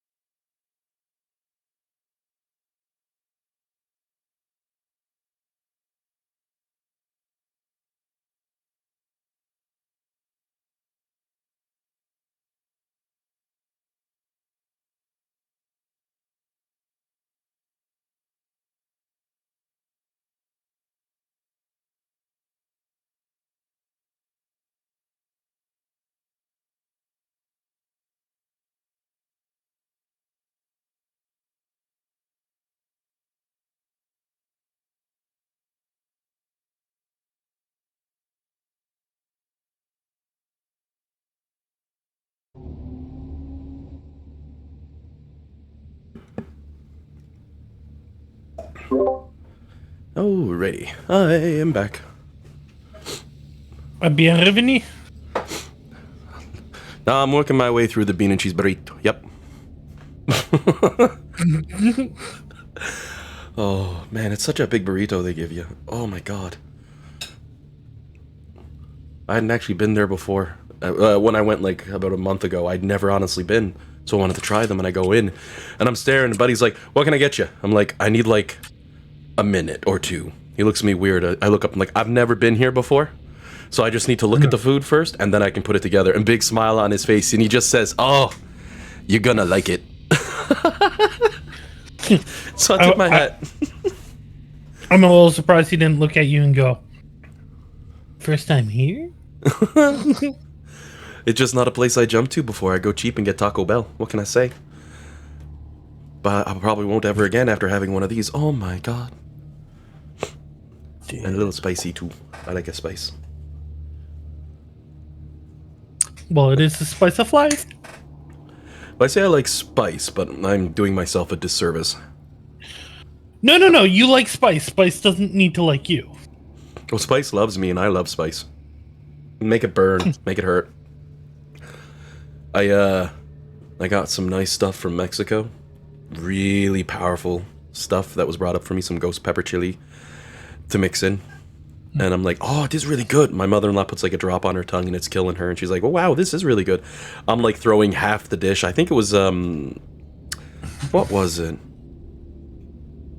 Hamburger helper. I'm pretty sure I was having macaroni hamburger helper. And I doused it in hot sauce, mixed it all in, just ate it down. I was like, this is so good. Love it. Hot sauce is the best. Hot food is good. Spice with flavor. It just can't burn. If it just, you try it and it burns and there's no taste.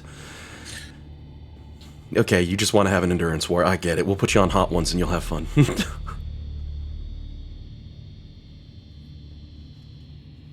Not sure if you watch that show, Hot Ones. I don't, but I've seen it, of course. Oh, it's good. If you have like a famous actor or somebody, take a look and see if they've done Hot Ones. Ramsey did it. That was funny. Yeah. But yeah, it's just, hey, how spicy of a wing can you eat? My personal favorite guest, and if Courtney was here, she'd get a kick out of it too, is Tommy Chong, 100%. He's sitting across from the host and they're eating hot wings, and he takes a bite out of number 3 and he goes, wow, it's so hot. And the other guy's like, yeah, it creeps right up on you. And Tommy was only saying that for a second. He puts the wing back to his mouth, clears the whole thing, basically licks his fingers. He goes, what's next? Buddy's staring at him like, I don't even eat like that. What the hell? By the time they finish, the host is toast. And Tommy Chong's like, oh yeah, man, it's pretty good. But by the way, I have a meme for you. Oh my word, I just looked and I saw Dan's posted up a lot of old classics. Yeah. Yeah, you brought it up. You brought up old cartoons, and I'm like, well, let's go down this road since we've hit it. Oh, yeah. Mighty Ducks, that's a great one. Biker Mice from Mars. Mice from Mars. The Ripping Friends. Darkwing Duck, Tailspin, Chippendale Rescue Rangers. About half of those are Disney, which is acceptable. They did the 90s.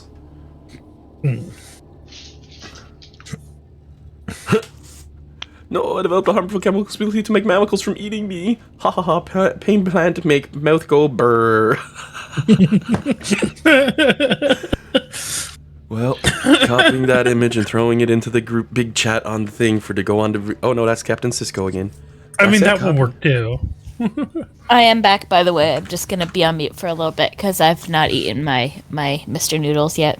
Well, no, welcome back. Welcome back. I'll be muting and unmuting in order to enjoy the rest of my burrito. I mean, I'm good, but I can't finish one of these in 10 minutes flat. Whew. So what he's saying is we need to kind of step up our games, guys. Got to talk more. I like Biker Mice from Mars. You don't... This... I know I'm probably a bit out of touch because I'm technically an adult, but it seems like they don't make cool cartoons like that anymore. Like it's all like weird, badly drawn art style. Well, like well drawn, badly drawn art. Oh, if that makes sense. Yeah. You know what? I actually will lean back. There are some really good ones that have come out. Like, I haven't watched them, but I'm looking at the critically acclaimed series. One of them, Owl House, it's called. I think it's on its last season. Apparently, it's huge, very popular, and really well done. Gravity Falls was another one. I didn't watch it, but it's supposed to be awesome. And a few other ones like that. I haven't kept up on tunes in a long time, but a few of them keep flashing all across my YouTube feed now because, well, let's be honest, with all the stuff I'm putting on my channel, I see a lot of cartoons. I'm gonna watch Danny Phantom for the very first time ever. You have never watched Danny Phantom? I know literally nothing about the show, and I'm so excited to experience it for the first time because I've heard it's really cool. Danny Phantom, he's a fucking phantom. There's the intro, you'll get it. It's I a will say good nothing. show. No spoilers, no nothing. Especially the awesome, super awesome two-parter episode that everybody is probably thinking of now if you've seen the series. Just try not to spoil it on Courtney. Courtney, try not to look it up. That'll be easy for me. I've also never seen Danny Phantom. I've a seen great- bits of it, but not all of it. Well, I was watching a YouTube video, and it was like, Aha, found it. I don't know if I want to finish that story. Anyways, Oh, here's the. I'm Here's, gonna watch it for the first time. I want you to finish the story, Courtney. Yeah. Okay, Courtney, it was a please. guy, and he shot up his work, and he was like obsessed with Danny Phantom, and like was like this super weird dude, and like bought a couple of shotguns, shot up his work, then killed himself, and I was like, Oh, God. huh. I'm gonna go watch that show. The odd thing, that show, I have no idea how it would have went that way.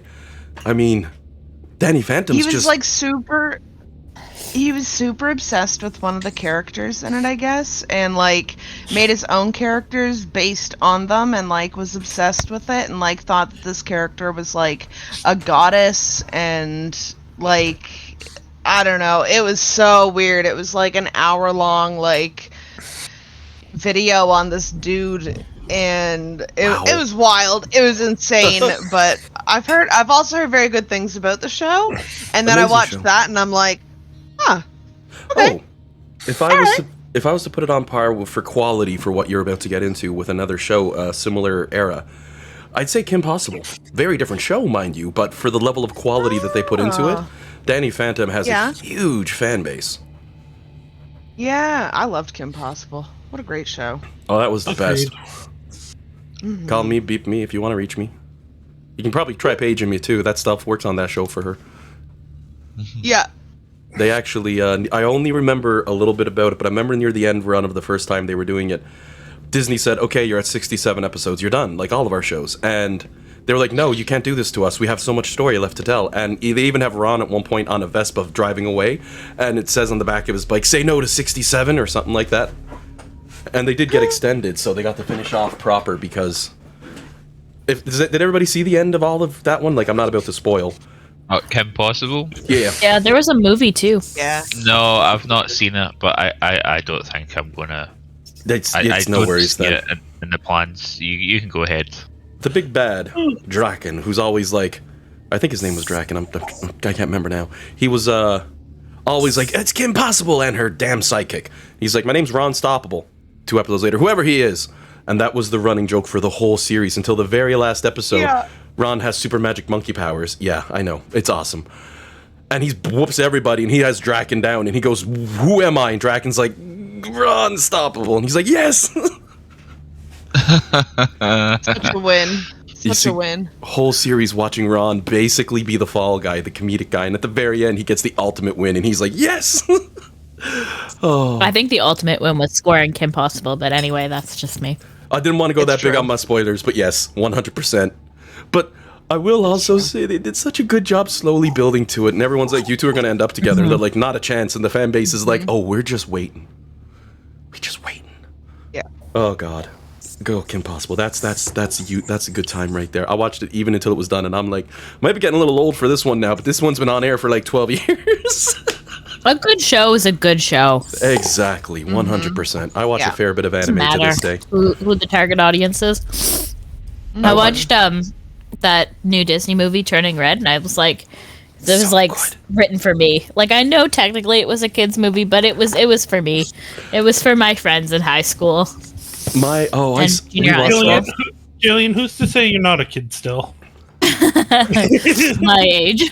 I think my favorite birthday. thing Age is is just a number. they didn't Yeah. gloss nothing over. They didn't try to like hide anything with that movie, with the details of the little things they brought up. I was quite impressed by it. It was such a good movie, such a great story, and there's no villain. Yeah, I really liked it too. It was Dean even popped in. I was really surprised because I was off work on Thursday, and Dean popped in. He was working from home, and he comes up and like watches it for a couple of minutes and starts laughing very heartily, Yep. just like which you don't hear very often from him. So it was That girl's such a dork. just really good. I loved it so much. Her and her friends are such dorks, and they're such. It's like you're looking at it, it's like that's 2002. A new group of people just like that. They were nice people. They were good friends of each other. I love it. Yeah, And a yeah, it was Tamagotchi. me. It was oh, my group of friends. oh, that's awesome. I do say though, and this is slight spoiler territory, so somebody yell at me to stop if they need to. They do have probably the biggest heroes I've ever seen in a cartoon now. Like, forget everything else. Giant Godzilla panda break into where I'm at, and I'm on stage singing. I'm out of there. I don't care. I'm gone. But they stuck around and they sang, and I mean, forget everything else. Those five are the heroes of the story because of that. Only because, damn, I would have ran like a scared bitch. Gone, no problem, out of there. Yeah, I know what you mean. When they pop up at the end and they sing, and she gets to hear them in concert, essentially. That was the best for me. When they pop up and start singing, I was like, no, they should have run away. Oh, it was such a good movie. Be a perfectly reasonable reaction. Yeah. No, I very little compels me to be a hero. Yeah. I'll make the difference if I know I have to, but outside of that, self-preservation will usually win for most people. Like, if it's your family or your friends, you're probably going to stick your neck out, but if it's just a stadium full of strangers, it's like, I'm already already at the airport. I don't know what. It's like that video you see of the kangaroo going after Buddy's dog, and he runs up and just sledgehammers the kangaroo, and the kangaroo's like, whoa, what the hell? He takes his dog and he goes. Like, for family, you protect. Definitely. Giant panda, though, jump in. I've also seen a version of that video where it's a guy and an alligator getting his dog back. Yeah. Oh, yeah. I thought that little dog was done for. Oh. Yeah, no, we got it back. That's a good video. I'm sure John's sitting there like, we'd all do it. We'd all do it in a heartbeat. John loves puppies. Daily, I have no idea what we're talking about. Daily, I think about what I would actually do in an emergency situation if Fergus was in danger. I'm like, do I throw myself on his body? Do I pick him up and run away? What would I actually do? We've come close a couple times. Scoop and run. It's the easy solution. I think adrenaline. Another dog attacked?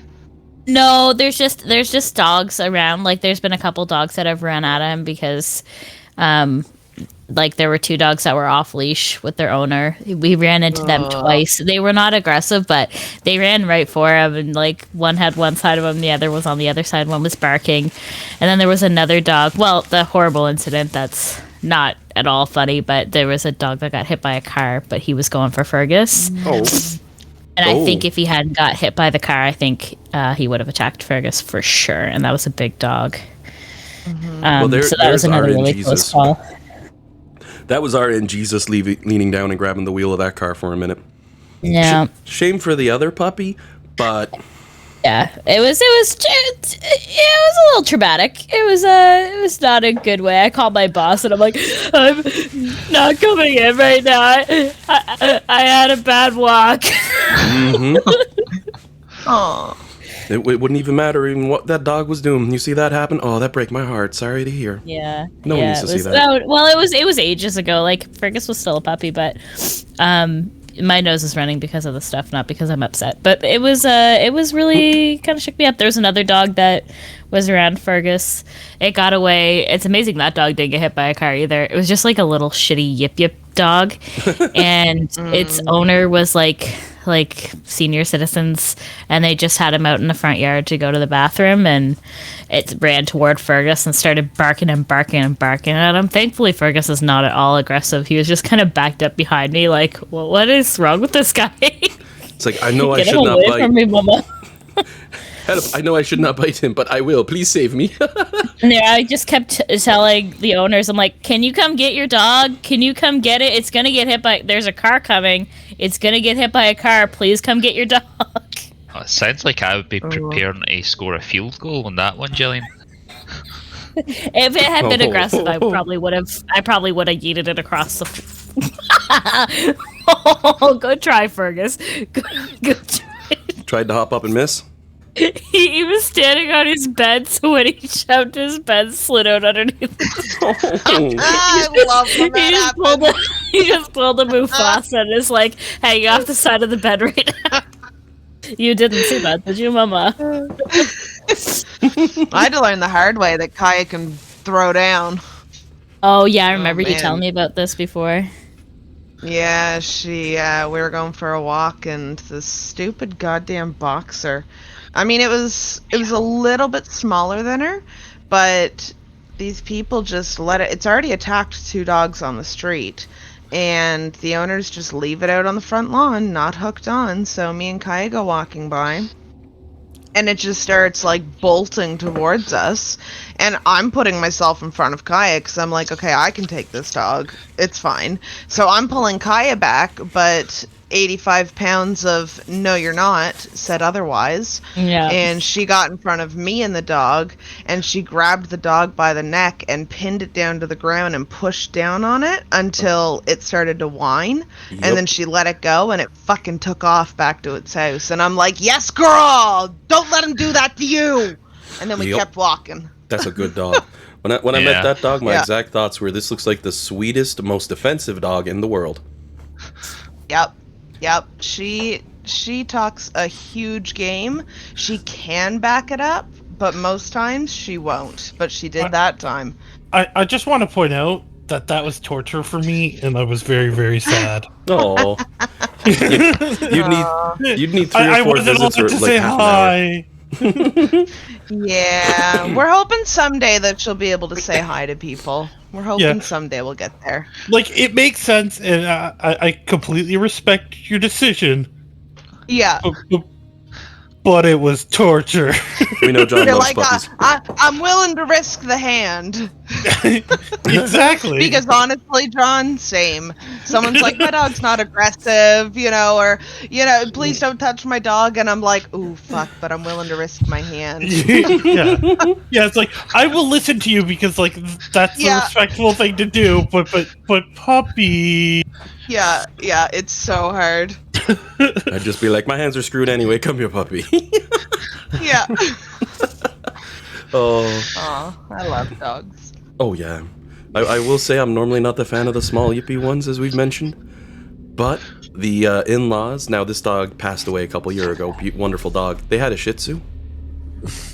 And I was there one time and it barked at me, and I looked down and I'm like, what's wrong? And it just barks at me again, and I'm like, what's going on? Why is Puddles barking at me? And she just sits there matter-of-factly. And they look at me and she's like, she's asking you for a cookie. You're standing by her biscuit dish. I lean over, I grab one, crouch down. Oh my god. She takes it, goes over, sits down, and you hear like, arf, arf, arf, as she's eating at it. Oh, this dog was the sweetest little thing. Here's what I'll say about small dogs. Like, I think the problem with small dogs is that people who get them don't think they have to train them because they're less dangerous than a big dog. And it's the people who own it, so then they don't train them. And that's the issue. Like, you can have good dogs that are small. Usually you get... they're- I'm with you. Unfortunately, it's kind of a trend that people who get them just don't feel like, they have this wrong idea about what training your dog means, so. No, and this dog was preach, treated well, happy dog. Didn't yip. Unless it actually wanted you and needed your attention.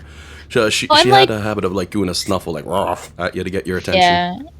Yeah, and Fergus makes some noise every once in a while, but he knows he's a good dog, so. Oh yeah, So- Dog straight up He worked hard talks. for it. One of my... Ellie, my parents' dog straight up talks. Like, if she wants food, if she wants a treat, if she wants to go out, it's ow. Oh. She has a language. Oh yeah, like she'll sit and tell you a whole story, and it's like, girl, we don't Amazing. understand. Yep. Amazing. I can get my cat Yeah. Izzy to do that, but my other cat Patches is silent unless she's hungry.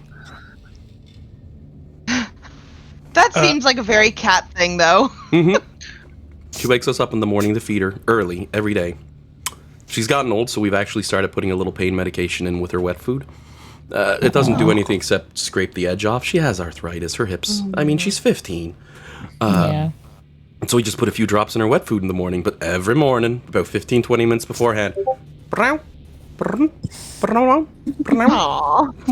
and it's like, you're a giant beast of a cat that destroys things that piss her off.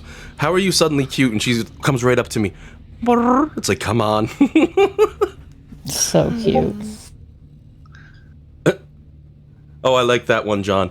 Most aggressive dog breeds from 14 down to 1. You can't rank them because aggression all the way down at the very bottom. Chihuahua. Yeah. Usually that's the one. Yep. Though Sandy's friend has an adorable Chihuahua that's really nice and kind, and to the point when it was a puppy, she took her jacket off at her friend's place, set it down, the little puppy walks over, bites the edge, and starts trying to drag the whole jacket away.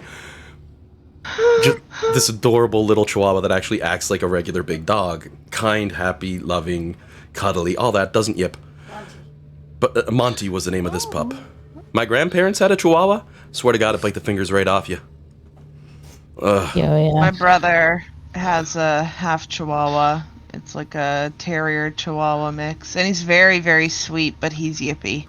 He like not aggressively yippy, but like, you know, a car goes by, a person goes by, the cat goes by, the baby cries, and it's Oh God, Morty, no, thank you. shut up.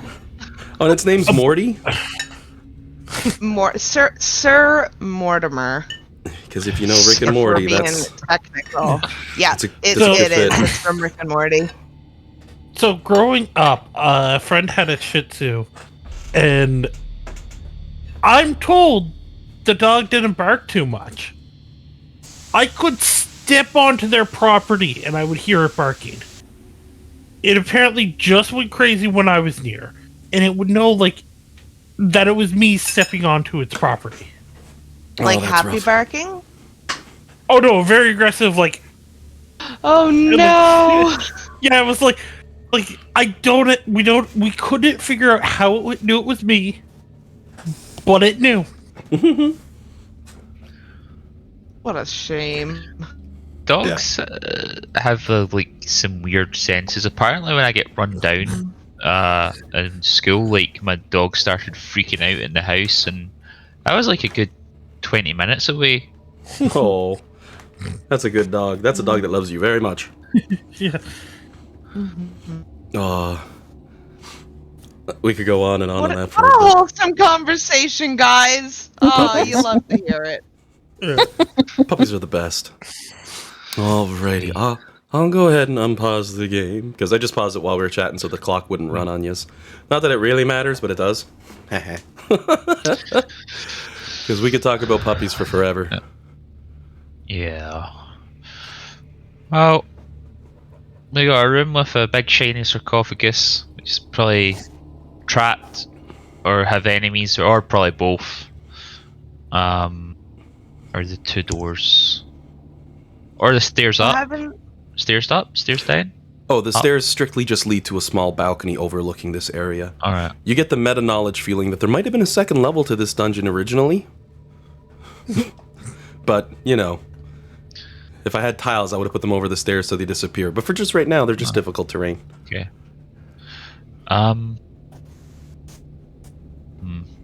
So my- Bellamy was leading us. So Bellamy, where'd you Yeah. want to go? Well, okay, so I heard something about a sarcophagus. Are you talking about the ones, like, down here? Up Oh. Though there no, are two there. opposite Oh. yeah, opposite direction, up the little... Oh! I vote we go in there! I didn't even see that! We're going that way. The chaos is back. Oh, yeah. Yep. Alright. The party slowly makes their way into this next room. dimly lit by yet another eternal flame. Oh, sorry, was there a question? I was gonna say I don't know slowly's the right word with Bellamy. Oh, she's probably marching in. Wait, he said the party moves slowly. He didn't say anything about Bellamy. Though, admittedly, Bellamy's Bellamy... like doing the speed walk, like soccer moms when their kids are at school. Oh, God. Yeah. No, Craig's like has his hand on her to like keep her from like running super far ahead. Admittedly, Yeah. Bellamy's the Just bard. holding onto the back of the shirt. You all may be a party, but she brings the party. It's true. It's the music. I love music. But... And you can feel free to put your tokens wherever you'd like in this room. No traps trigger as you walk in and explore. Physically interacting. Jillian's like, my ass.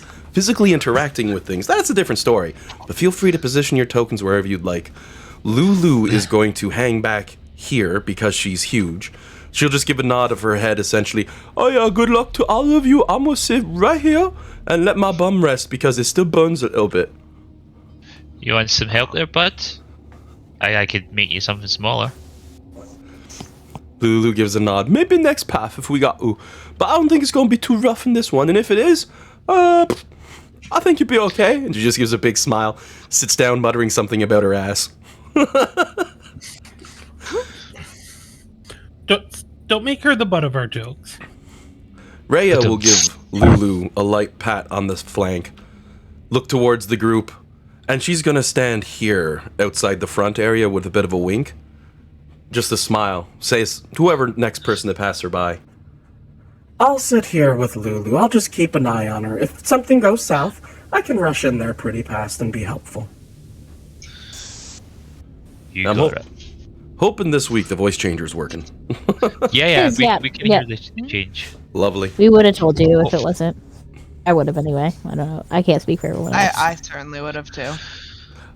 Most general female voices I'll drop. I'll just make something up on spot. But for Rhea, I actually have to try to make that one sound right. So that's why I use a tool for it. Because there is no chance I'm getting close. Unless I try for an operatic singer. I can do the fat lady sings quite well.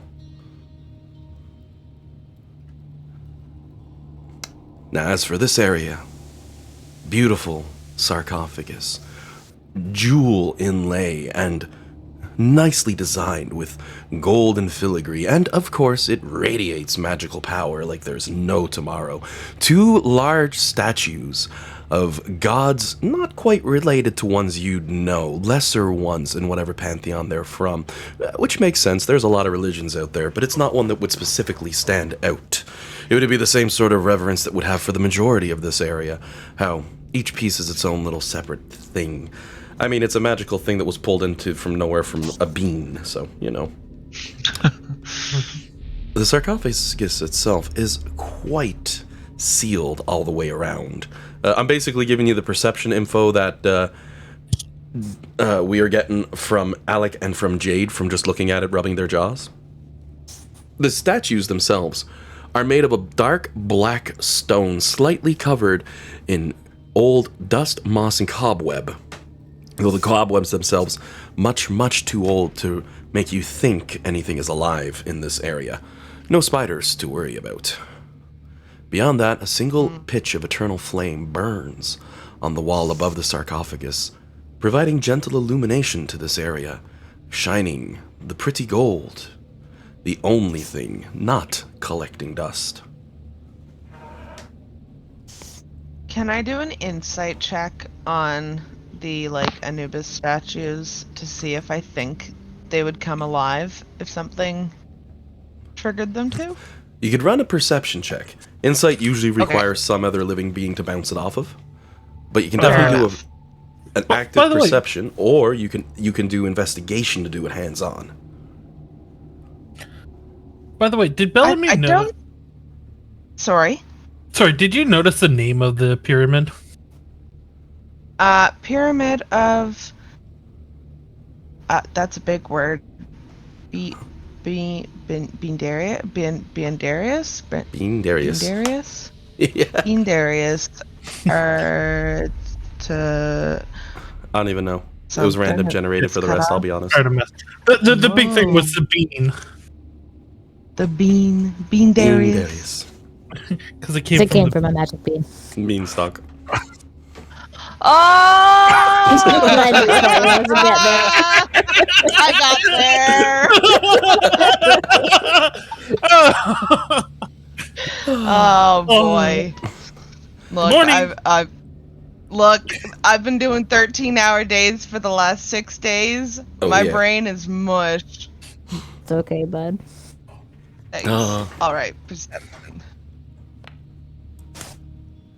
With a 28 on your perception, rocking it with an 18 on the roll.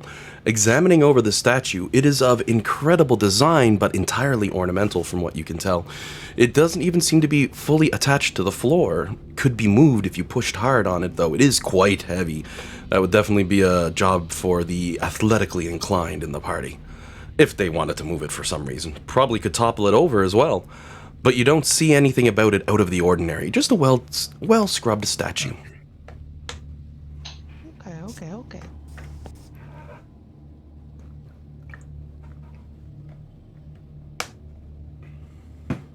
Well, that thing looks pretty magical. Oh yeah, radiates the magical energy.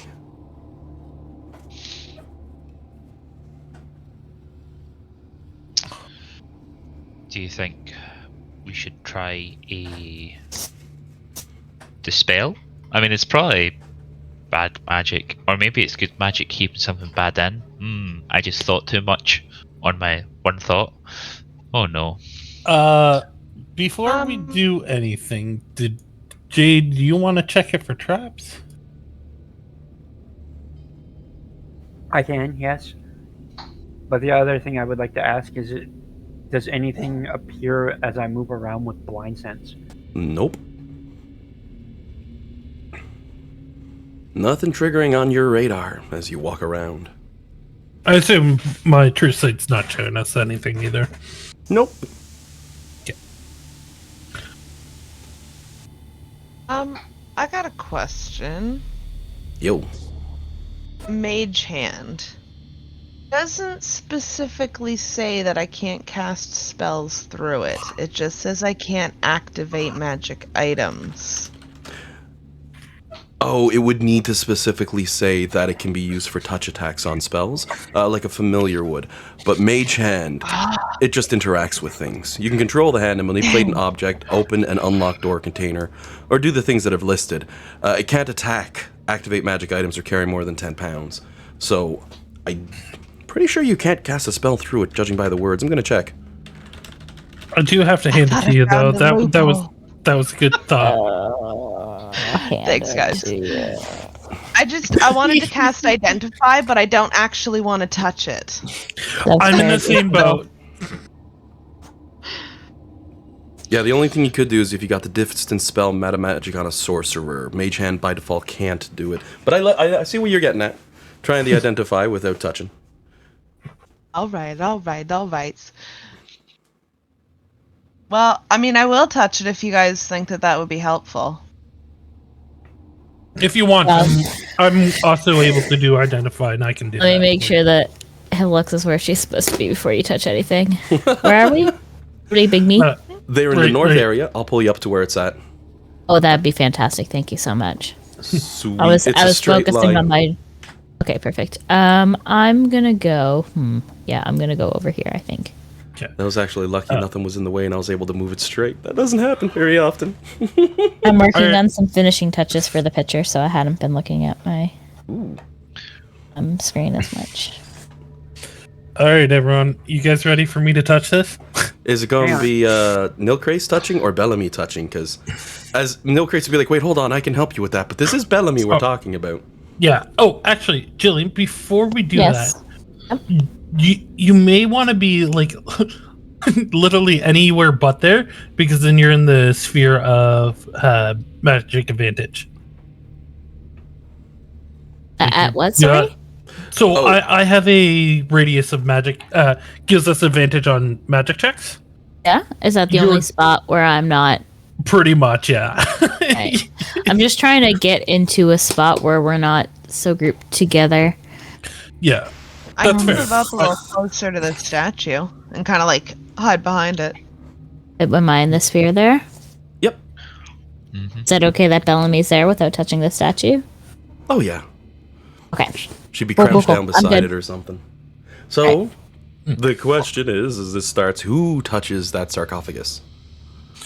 Oh yeah, no, I'm just backing him behind the statue. Okay, yeah, if you want to touch it, he's new to the group. It's okay if he touches it, and I'll just hide behind the statue a little bit. No, Kate will kind of smile when you say that, and then, like, reach down and touch it. Anything happen upon touch? No, but it is incredibly warm to the touch. Okay, and then I'm going to start ritual casting Identify. 11 minutes later, Identify reveals absolutely nothing to you of the nature of this magical device. Interesting. Indeed. So it sounds like we're going to have to open it to figure out what's going on. Good boy. Though, as a generic warning, I give out to anybody using the spell Identify, being unable to identify means one of two things. One, incredibly vast magical superpowers of a capacity beyond anything you could imagine sitting in a point. Or two, it could be cursed. Oh, guys! I have a chime of opening. We could all leave the room and we could open it. I was waiting to offer that as well. Bellamy just pulls one out. I got it. And meanwhile, Jade's like, Hey. he has a hand down in the infinite holding pouch, and he's like, oh. All right, look, new guy. I'm the one with the cool shit. Okay. We can't. There can't be two of us with all the cool shit. Wait. Jade's the new guy now? Who's the new guy? Wait. Oh, sorry, I thought it that was- was John. that said Dan's that the he one had who said it. Yeah. Oh. Sorry, new guy. Jade. Okay, you got cool shit too. The cool shit, you should see Jade's collection. Yeah. You got me beat on that one. But that's what I vote for. I vote one of us makes a chime and we all not be in the room. Sounds good to me. Okay. Well, I guess we'll all shuffle out to the corridor or something. I love how they're very generic on the explanation of it.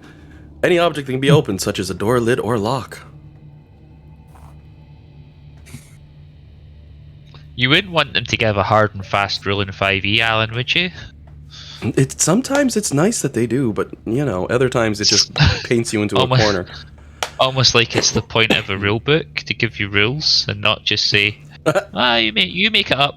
You're like, but I paid you money for you to make it up. Nah. They did the smartest think- thing. The rules are I more think like they're crazy. guidelines, guys. I think the Code. craziest part about It's- the writing on that rule, on how the item, is you don't need line of sight. Yep. Actually, speaking of writing, is there any writing on it? Oh, on the sarcophagus? That's a good question.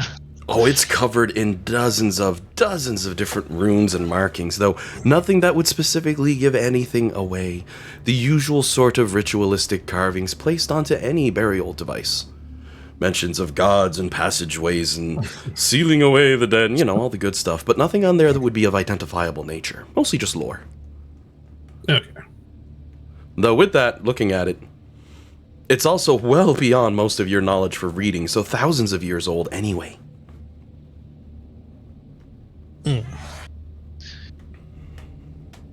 I know of only one man who could decipher this.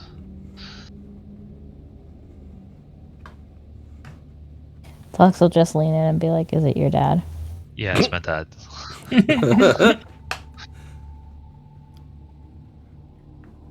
He's a huge nerd.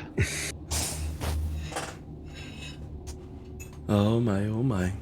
No, Kate will look, Alex. One day I should meet your dad. He sounds like an interesting fella. Here's hoping. Well, actually, if you're going back to heaven, not for a long time at least. So then, while you're all out in the hallway, and you got that chime of opening at the ready, Because I'm assuming no one's in the room and you've got like one person peering around the corner, right? Yeah. You go ahead and you give a chime. It echoes into the air of the pyramid, silently bouncing and reverberating off the walls. Whereupon you hear the sound of stone grinding on stone, and as you look up, you see the lid of the sarcophagus sliding to the side, opening up.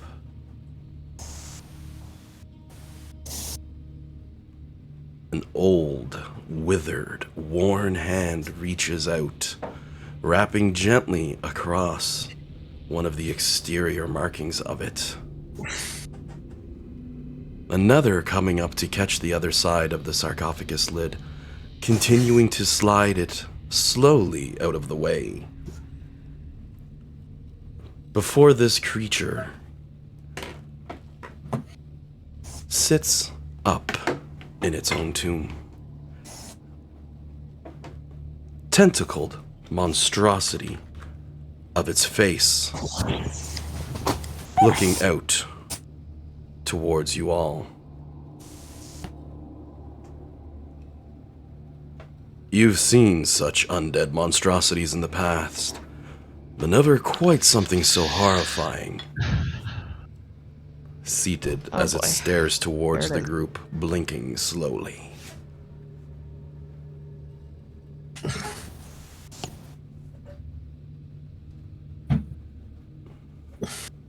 What do you do? Hi, I'm Bellamy. Lulu is waving both of her legs at you like, I don't know what to.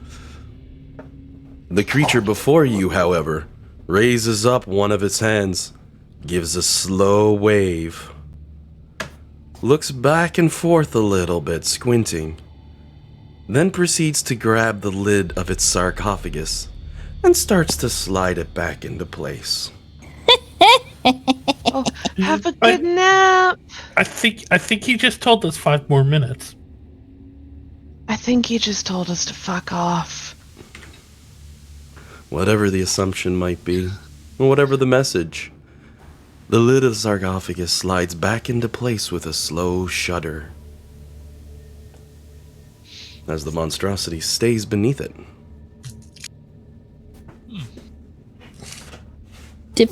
Dean, did you give Fergus something to eat? It's his lemur. Oh, okay. Sorry, did you say it's lemur? Yep.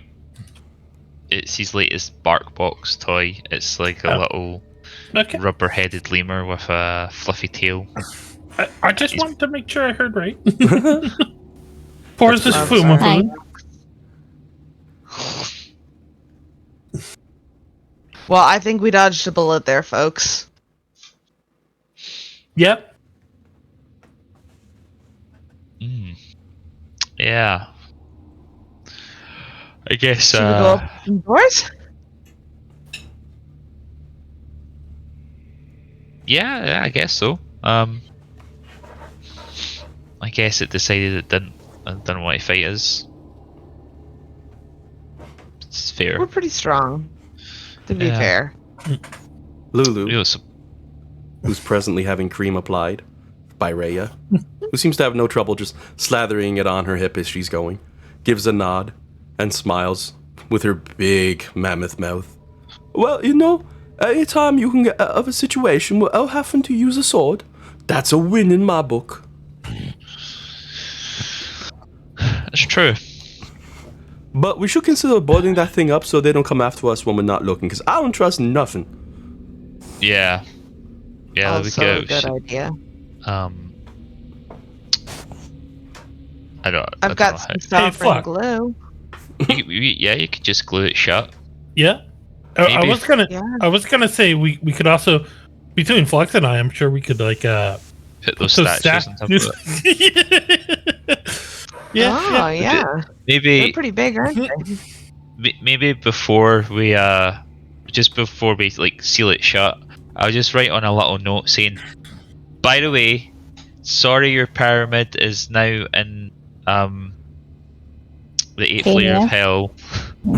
My bad. See you later. This guy. Dude's gonna wake up in a millennium, read over, and be like, "Oh, 8th layer of hell, sweet. I think that Cania place. I'll go look for that."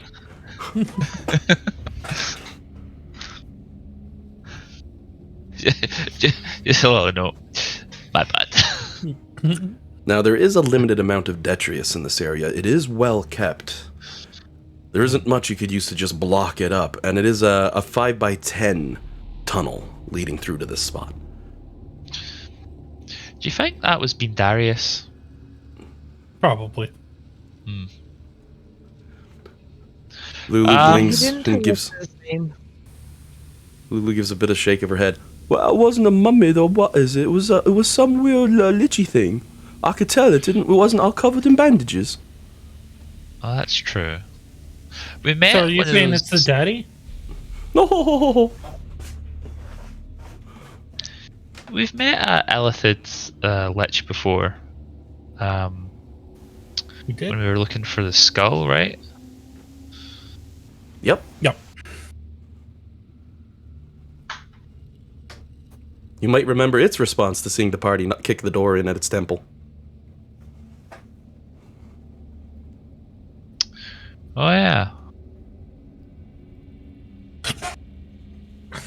I can just create a wall of stone on it. I can create panels, just stack them on top of it, and if I concentrate on it for 10 minutes, they become permanent. Oh, that's pretty cool. So what you're saying is for 10 minutes we can't see a squirrel. No. I mean, I can't even cast a spell, then wild shape, because I'm out of wild shapes. So it would just be my ugly mug for 10 minutes. But yeah. Or you can try the statue idea. It's really... I mean, we could do all three, really. Yeah. So the first one will be the glue, I think.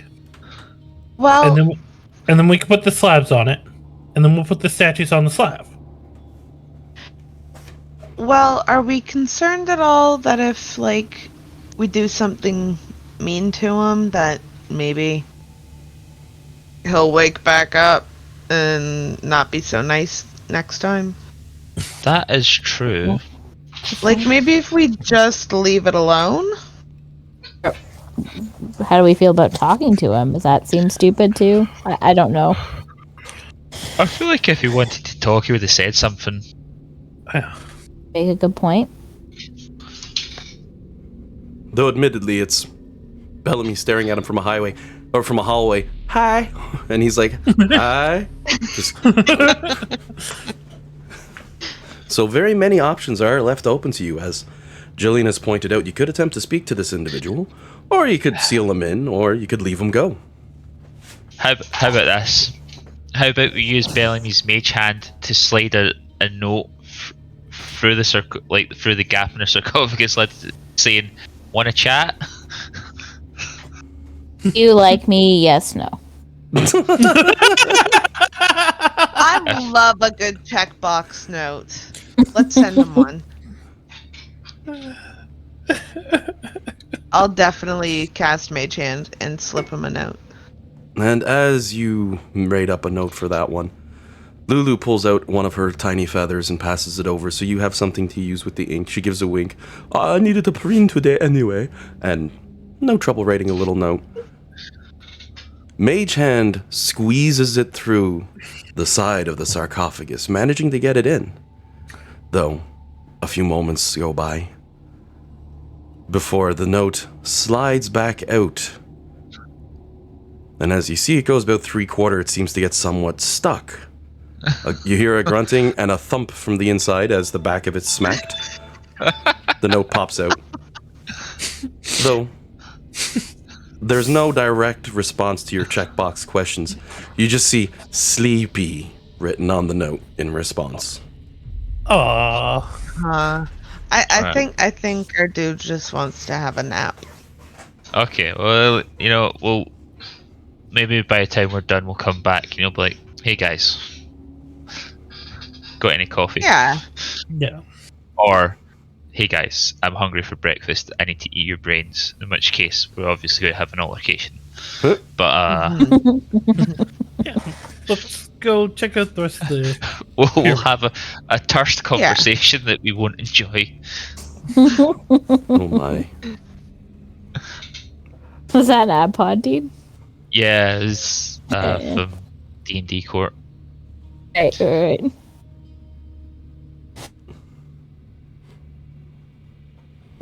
That poor undead just rolls over in a sarcophagus like, I'm taking a nap. Big bad heroes show up. He's like, nope. I didn't wake up today, okay? I've said this to Jillian a lot recently, but I've been playing Elden Ring, and there's one point you're just galloping along through an area, and this dragon flies down and just introduces itself. And I just went, nope, and just sprinted out of there. Yep, that's a reasonable response. No, thank you, sir. I'm leaving. Yep. I think that's what that guy just did. Nah. He lands down, just looks at you. Do you have any honey-flavored grape poupon? He's like, ah! Oh, and I just moved Lulu so you can see the two sets of doors up ahead for where we presently are. Alright, Bellamy. It's gonna be... Oh boy. Oh boy. Okay. Inner Dice Goblin says 1 is top, 2 is bottom.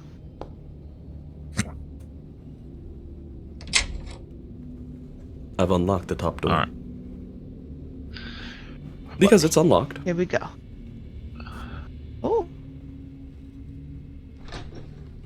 And as you peer, you notice the tunnel continues moving northward with a path leading east or a path leading west.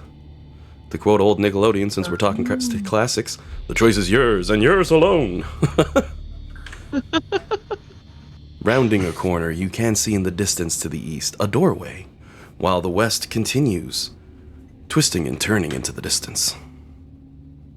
Do we want to check out the door first, guys? That sounds like a Bellamy Or do choice. we want to see where the path leads? You're in this driver's seat, Courtney. Oh boy! Okay. Okay, I'll go up and peek around the corner and see what's up here. As you do, you see another pair of sarcophagi there. Would it be sarcophagi or sarcophaguses? No, it's sarcophagi. Sarcophagi. Yep. It's after I say sarcophaguses. I was like, no, it can't be that. I mean, it is now. Well, sarcophaguses. Oh my god. Jillian, help me. I can't help you. You can only help yourself. Oh. Courtney, do you remember how to blur a layer on Procreate? I think if you... Oh. Jillian, It's okay if you don't. look. I'm just... Okay. Jillian, I can't believe you're procreating while we're doing this. God. Oh, I figured it out, Courtney. Sweet. Oh, where was it? It was in the next to gallery. There's the little tool thing, and then the magic wand, and then it's that one. Right. Oh, there's so many bad jokes I can make now with the word procreate based off of that. Like, I just can't though, because it's too much. It's too much, John. Too much. I had to make the one joke. Oh, it's perfect. Any more than that, I'm just beating a dead horse here, as they say. Jesus, Fergus. So, What did you do? the pair of I threw it sarcophagus. for him. It Oh my bounced. god. Okay, Sorry. that's good. No, it's okay. worries. The two pair of sarcophagi you see in front, sphinx by their design, stand on either side of a wooden door. This one a tad more robust than others you may have seen thus far, looking quite solid and latched. Well, this one Sphinx. Get it? Stinks? Sphinx? That joke is oh no, I can't say that out loud. It'll come out much worse. Well, you know, I like up.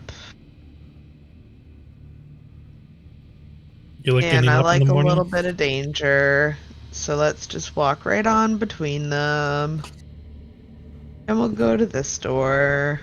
You casually approach, and as you do, you hear a soft grinding sound. Either face Oh, no. of either sphinx turns and watches you as you move, before facing forward again once you've moved past. Don't be suspicious. Don't be suspicious. Don't be suspicious. I'm gonna open this door. Oh, it's locked, guys. Shit. Quite You're on locked. mute, by the way. We missed it.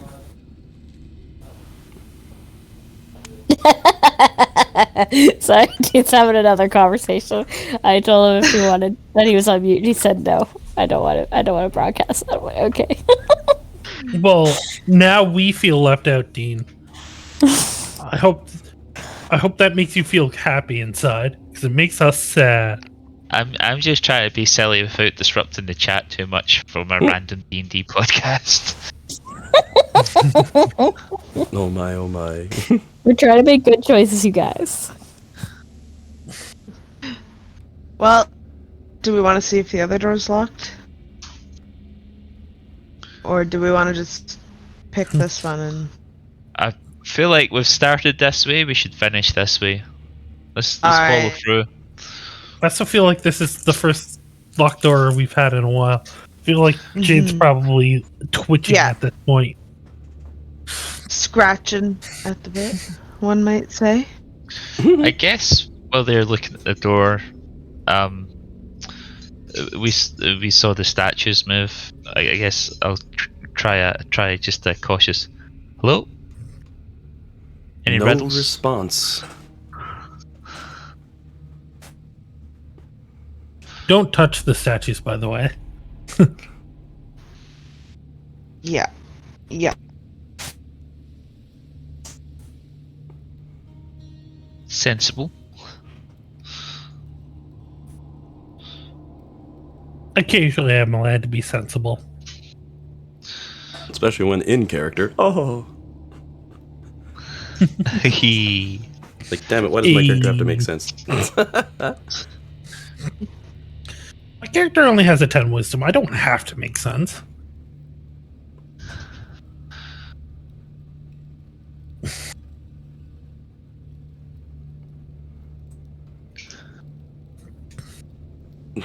So what's the plan?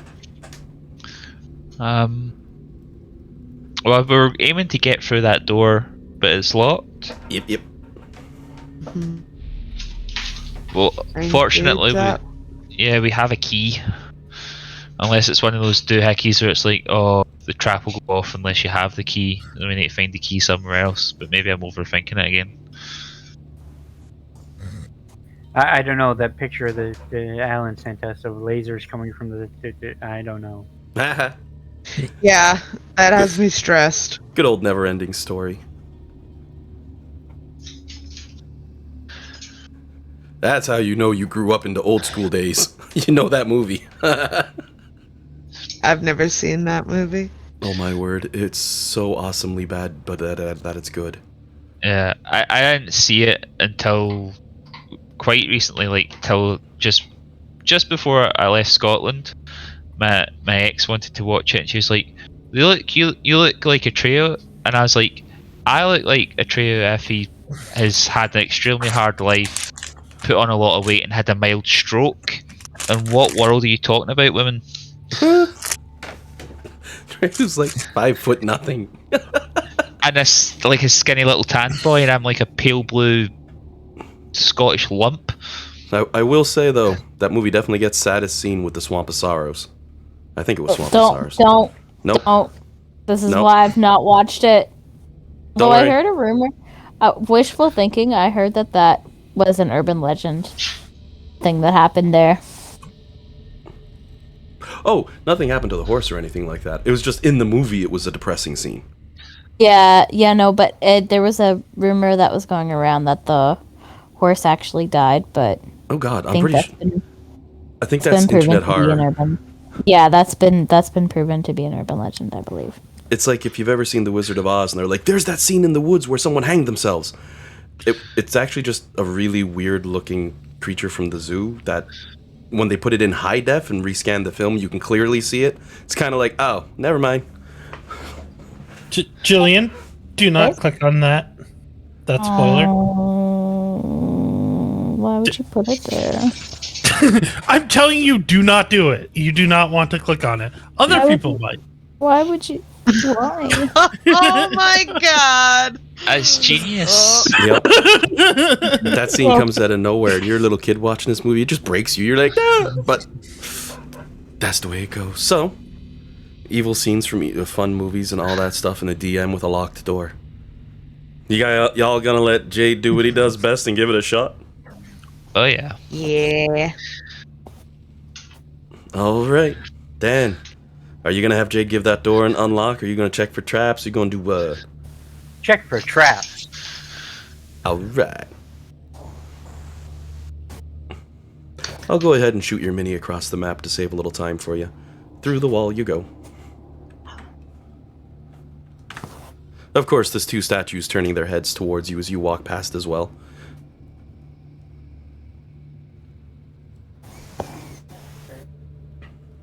I'll play catch up with the rest of the team here, since I can run you through walls. Makes my life easier. Makes your life easier.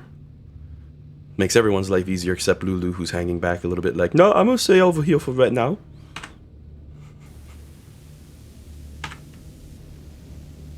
Actually, given the time, I think she's out of time anyway. That's the hour. So Lulu poof back to normal.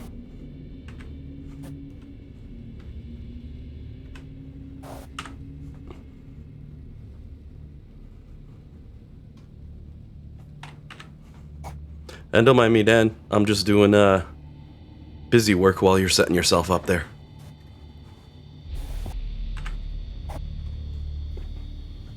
Brain kind of turned off for a second. Why do you want me to roll?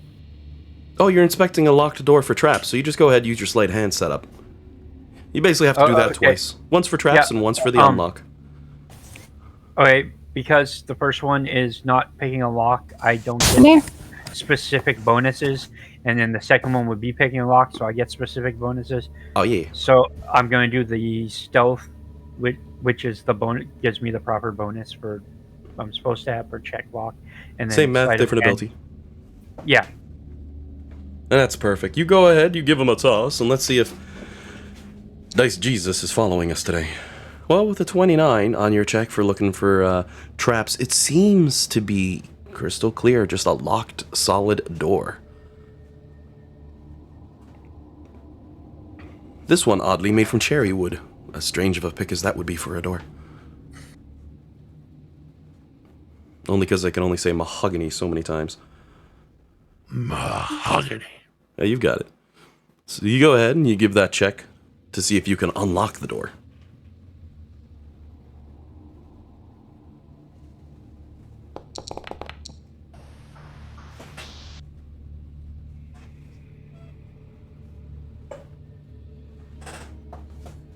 $34 to unlock the door. 34 is a success as the door opens. Or at least unlocks.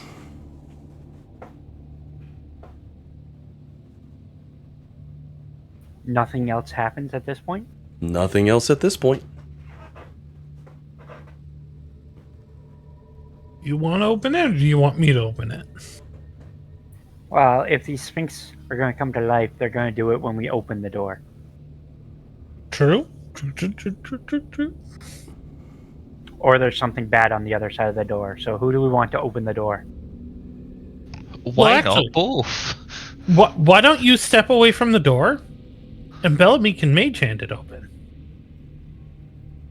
Ah. Yeah. I will mage hand it open. That was perfect timing. As the door slides open, It's quite firmly held in place, and the locking mechanism is quite well designed for it. And judging by the look of the next room, you might have an idea why. Bones litter the floor in front of you as you look forward, as what appears to be a very ornate altar awaits in this large, circular room.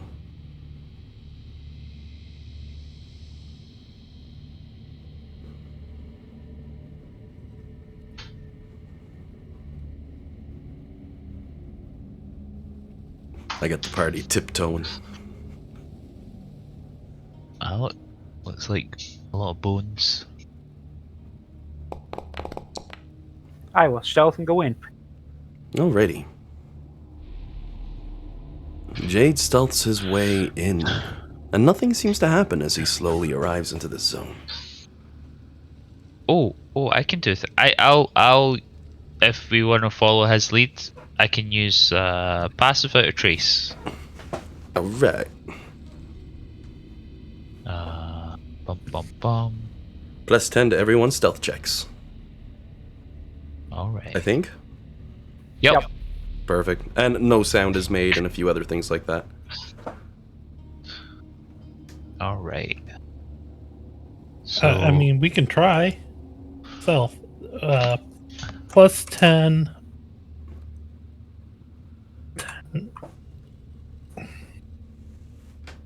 And disadvantage.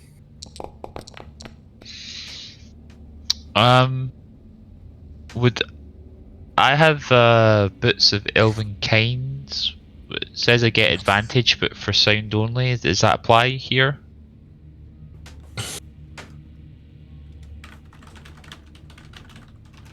Let me double check on Boots of Elvenkind before I say no, because I think it's a no. 1 second here. Yeah, it's very. I think it's mostly there to like.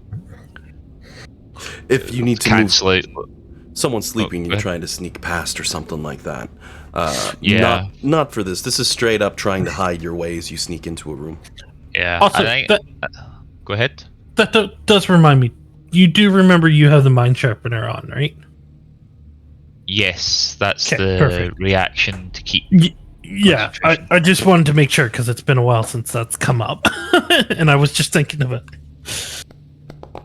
I don't know if you were able to add it to your character sheet or not. 14. Dismal. Anyone else rolling up stealth and walking in? Or I anyone will, else but I'm Oh, gonna sorry. use I'm gonna use the ambush thing again to give myself a little boost. I don't know how much it's gonna help, but we're gonna try. With the plus 10, you're sitting on a 17 plus 18. Yeah. You're stealthier than the others, though. That's pretty impressive. Well, except Jade. But I mean, that's the rogue. As you stealth your way in as well. If we're ever stealthier than Jade, I don't know what the world's come to. Yeah, we stepped into like the mirror universe or something, or yeah. Ray's got a 22. That's not bad. Bellamy's got a 27. Actually, Jade, what is your minimum dex or stealth? Minimum stealth is 28. Yeah, literally, I could roll a double 20 and still be worse than you. And I roll at advantage. And if I choose to move half speed, it's double advantage. Jesus.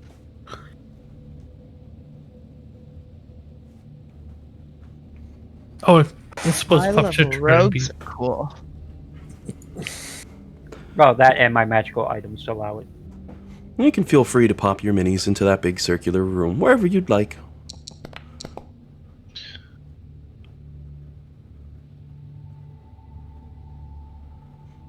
As you all walk through to explore the place, 3 eternal flames cling to the walls. An old detritus of what was once great statues lie toppled over the bones of what appears to be multiple creatures under either side, though it's fairly hard to tell. And I'm gonna pull Jillian over to just there. I'm assuming she's still drawing. Bring that one over too. Save you a minute. Kamashag's at the doorway like, nope, turns invisible. Yep. Lulu should be with Flux, I think. Because I don't want to leave her by the Sphinx.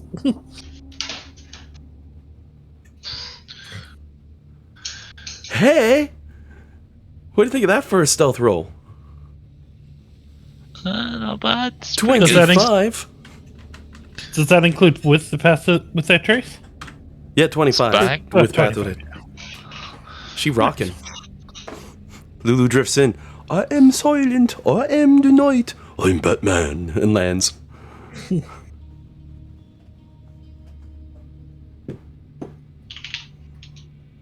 so here's the big scary room. And a large altar at the front of it. A pair of stairs in the back lead down to what appear to be 2 cages. Though from a distance they don't appear to be anything too specific, as you look closer, you do see as well bones inside these. Remnants of bodies, seemingly piled together. The cages themselves long since fallen apart and broken. They were boned.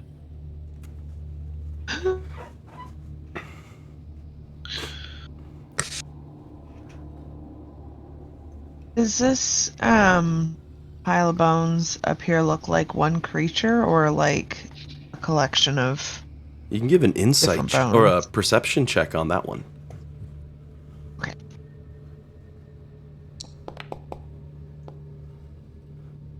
With a 20 total on that perception as Bellamy rubs her jaw and scans over, you're pretty sure what looked like a gigantic hand at first is actually the remnants of pieces of something's mouth.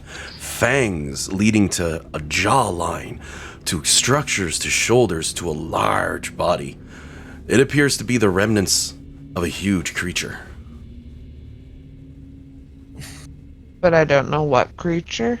Not specifically. Something nasty, though, by the look of it. With jaws and claws, it could definitely tear some serious damage just looking at the size of them. You're sort of measuring up as you're looking at it, and you're looking over at Flux and then looking back, because, you know, she's draconic with the fangs in the mouth. Though, honestly, I think Dragonborns have perfectly fine teeth. It's just my quick reference for claws and nails. Jade. There we go. The claws on him. There'd be nothing on this thing. Gigantic. It looks like it could tear the head off of most things. Like I said, huge creature. Not even large. So us not knowing what it is, do you think it's going to bite us in the ass later? Because of the teeth. Lulu flops down beside Nilkrace and just says, "Oh, I hope not. I mean, my rump's already been cooked, so he might smell it and be like, oh, that tasted good."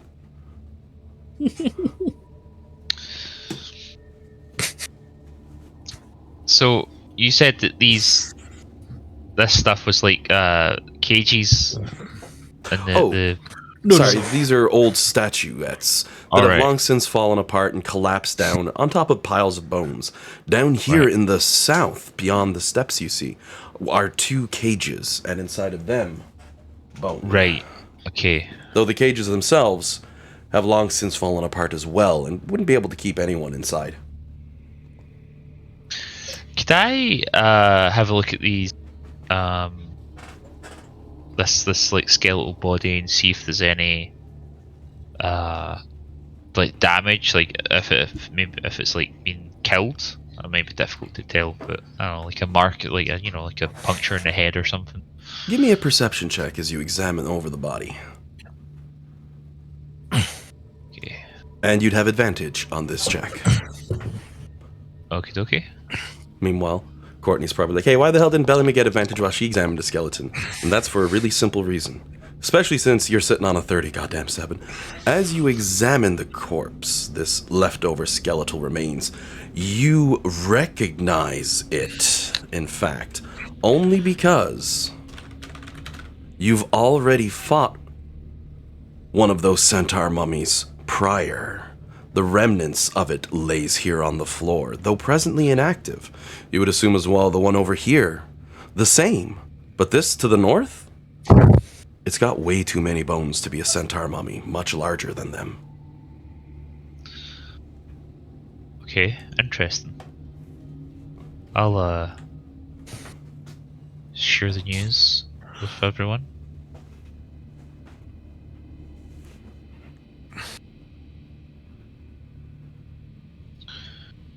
And that's an altar, not a sarcophagus? Yep, a big, fancy altar. At a glance from a distance, it's even got a scroll sitting closed on top of said altar. That's a fucking trap if I ever saw one. What makes you think that? Probably, yeah. She builds escape rooms for a living, she probably knows.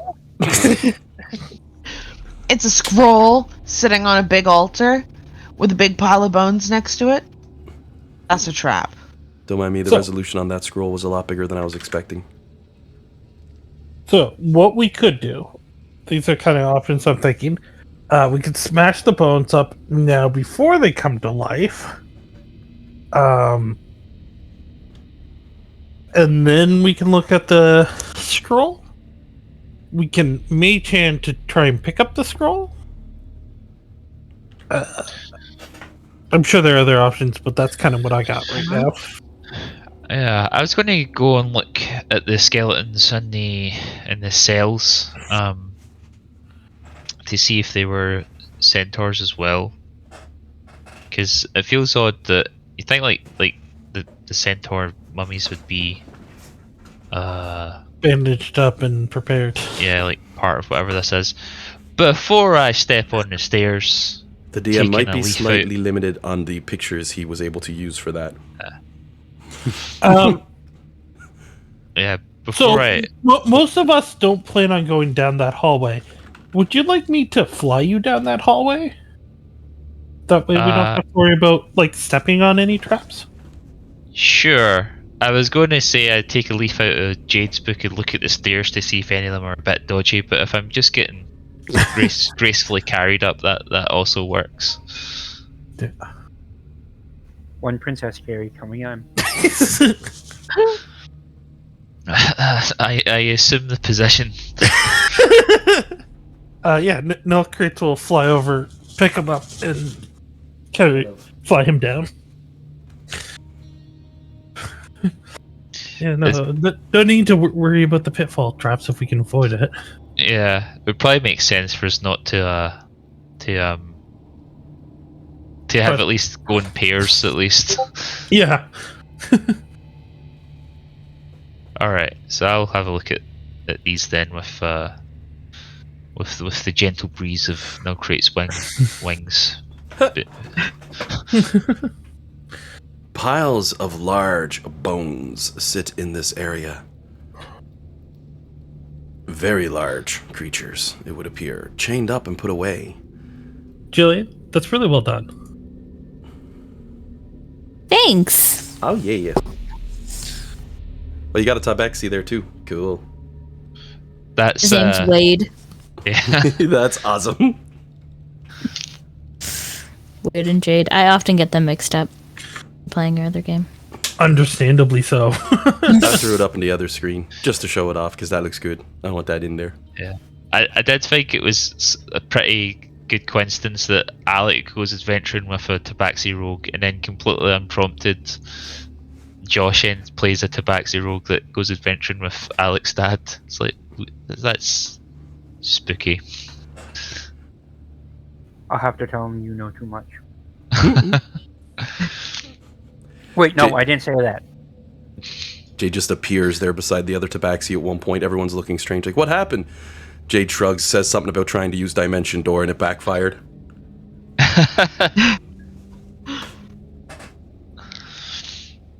So, just like the other ones, you are more than welcome to roll a perception check on these ones. Oh, okay, sure. Because you wanted to explore them and take a good look at them, so... Yeah. Alright.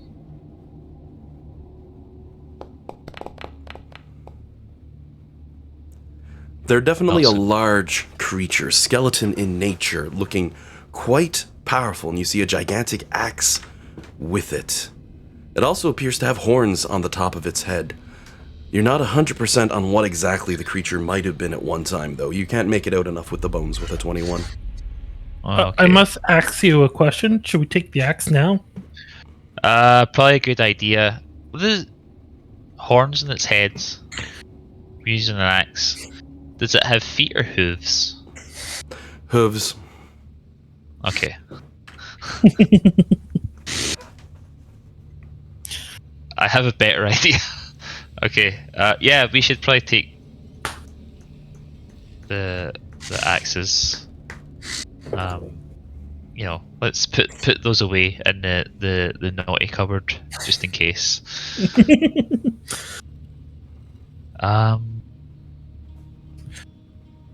So Nilkrites will fly a little bit lower so you can reach the axes. Let's go for a scoop.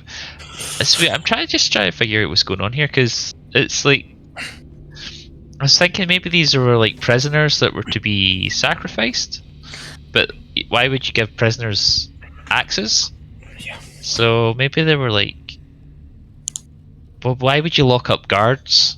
On more the emergency guards, break glass in case of trouble. Curious. Maybe there was a resistance. Uprising of skeletons. Possible. Yeah. So you're gonna reach in and grab that axe? Yeah. As you hover down, since you're being carried presently by Nilkrites, as you reach a hand forward and place it on the head of the axe, a burning pitch of fire ignites behind the eyes of the skeletal monstrosity, which begins to shift and turn, twisting towards you as it releases an unholy hallow of a scream, the Minotaur skeleton rising up to face you, along with the one to the south, along with the enemies to the north, and as Jade looks over his shoulder, he sees that gigantic head snapping back to the bones and flesh and sinew left behind. With a bestial roar, the zombie of a Tyrannosaurus reaches behind Jade. And I'm just going to move it here just so you know they're not occupying the same space. But as they loom forward, and the DM says, go ahead and roll for initiative. We're gonna fight a T-Rex? Big one. An undead one. This is the second undead one we've found. That's a lot of 20s on initiative today, everybody. Also, I just noticed when Flux rolled her 20, the dice lit up for a second. Yep. When you roll a 20, the d20 on your dice will go wing and light up. Oh, this is insane. That's another below 3 on the alacrity die. That's insane. I don't know if I like that spell or not for you, because I don't think you've rolled more than a 2 on. It does. Don't worry about balance. It doesn't fucking work. Oh my word.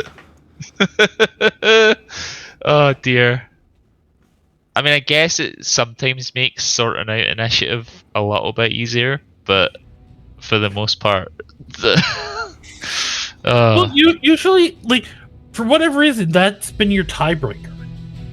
Yeah. You keep rolling the same as someone else and then going, but wait, there's more. One more to be precise. Hey. The quantity is not the important part. It's the, but wait, there's more. I think D8s. I think I just have some kind of cosmic, misalignment with D8s, because when I'm rolling hit, a hit die for Alistair, that I've not rolled above a half. So, are you saying they hate you? Nice. Yes, they are. I hope you all like puns, because I'm on fire today with those.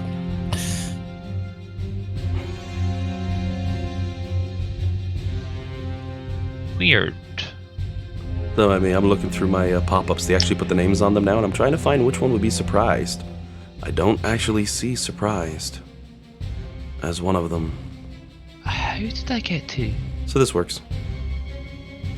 Congratulations, since you all were extra stealthy coming in. 3 of the enemies are under the surprise condition.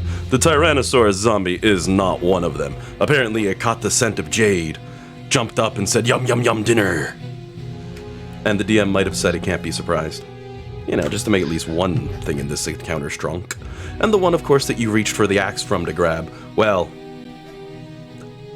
Dean, have Alec give me a perception check, and we'll see if you're under the surprise condition. Okie dokie. It had to be Dean. It had to be Alec. Gets a 10 and he still gets a 29. Nope. Now, you could attempt to hold on to the axe prior to the start of combat. Essentially, it's a quick contested grapple check if you wanted to run that route. Or you can let go. Would that be athletics? Yep, it's going to be strength as you are making a check to try to grapple. They can use athletics or acrobatics to counter it. I mean, I'll give it a go if it's like just an interesting little twist. I am trained in athletics, so there's a slight chance. I imagine it far exceeds me.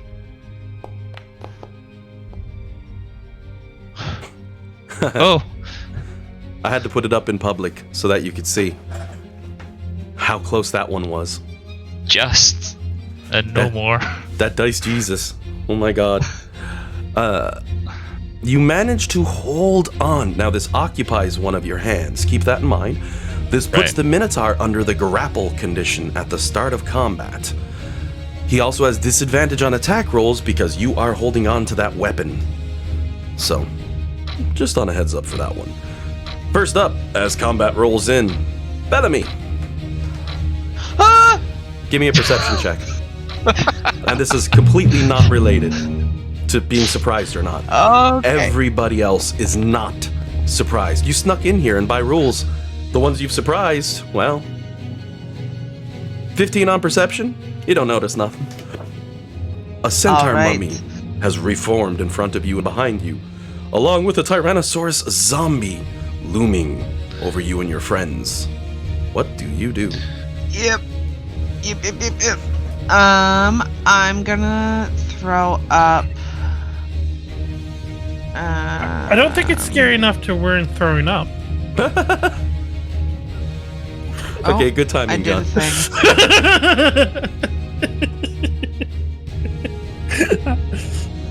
I don't know what. I put a thing down. Oh, I can get rid of that for you. 15 feet. Or does it stay? Oh wait, that's exactly what I need. I'm gonna put up Spirit Guardians. Ooh. That's a good spell. Ah.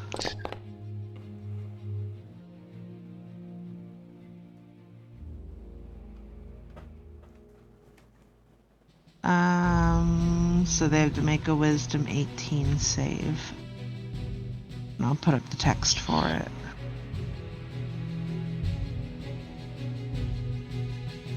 It does have to enter the area or start its turn there. As of right now, they wouldn't be affected, but once they hit their turn, I got wisdom saves to make. Okay, cool. Spirit Guardian's wait. handy. I want to put it right there. Is it centered on you? It's I want centered to on put it you. right there. Oh, is it centered on me? Oh, So let me do a quick change, and it's a 15-foot sphere. So I'm just going to Unless modify you're thinking your about token. spiritual weapon. No. Okay. Me and Courtney use the S03e07 double Spirit Guardians wombo combo sometimes. Mm-hmm. Did that Occasionally. do it? Not quite the way I wanted it to. Ooh. That's still fun, though. You get a 15-foot aura from it is the way it works. So that aura is about there. So we're good, because I put it on your actual token. So if your token moves, the aura goes with it. And damn it, token, I pushed up, not sideways. There we go. It'll move with your token, so you always know where it's going to be triggered. If it gets real tough on it, we'll look in a little more detail. But I mean, just standing here, you've got the 3 of them tagged with it, so. Awesome. I'm not sure if that's where your token was, but if it wasn't, it's a 5-foot step probably from wherever it was, so, you know. It's just, I clicked the button. Yeah, I think I was just 1 down, but I actually like being there, so I'm Perfect. good. All 3 are tagged by that, so when they have turns roll around, they'll have to deal with those effects. Any other tricks up Bellamy's sleeve? I don't think. Let me check one thing. I'm gonna give Flux Bardic Inspiration. Thank you. I believe in you, you beautiful blue bitch. And that's my turn. I'm going to use that fire shield for Bardic Inspiration. Flux is up. Phonox is ready's that weapon, I'm guessing, because there are so many targets. Kid in a candy store. What's the thing around me? That's just the Bardic Inspiration. I popped it on there so we'd know. Oh, okay. Thank you. I thought it looked cool. I'm gonna go around here. Now, I'll give you one fun thing. Oh, this guy okay. and this guy are both under surprise conditions. They can't take reactions. You can freely walk away from them. Yeah, I was just thinking to clear up the space a little bit in case somebody wanted to flank with me. Yeah, and I'm gonna do what I do. Alright. Do my thing and swing my sword. I'm gonna stick with force damage for this one. I'm a little gun shy of the elementals. So do I have advantage because they're surprised? Holy well, my whole computer just crapped a brick. Oh dear. Oh no. Foundry's still running. It's just they have everything else locked for a second, and I'm like, oh my word. Sorry. It's okay. With a surprise on there. I gotta double check. It's been a while since it's been triggered. It's okay.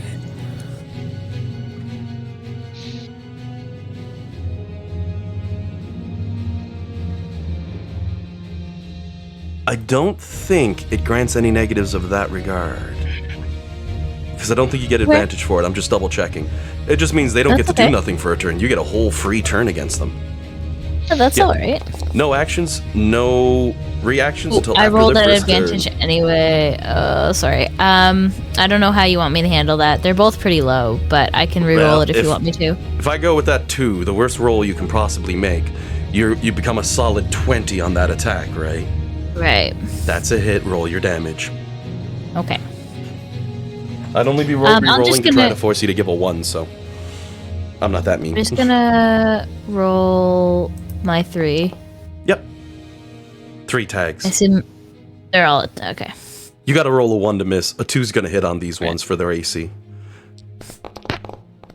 So you go ahead and become Beandarius as you blenderize the whole thing up.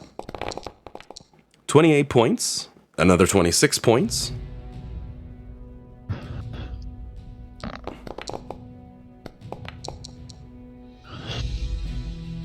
And then another 28 from 3 shots from Saradess's Rage. And when I did that, did you all see the number like fly above its head slowly? Like it sort of looks like a video game where it floats up. It's probably only my vision then. I didn't notice it until now, new features, and I was like, that's cool! It's okay. I had my character sheet open, so I didn't see anything. I'm gonna use an action surge. Ooh, shoot, I had that twice, sorry. Alrighty. At this point, it's near death, so just roll 1 attack and roll your damage on it to see if you take it out. Since, you know, you're scoring already 82 points of damage in a singular turn against this enemy. And there's another 27.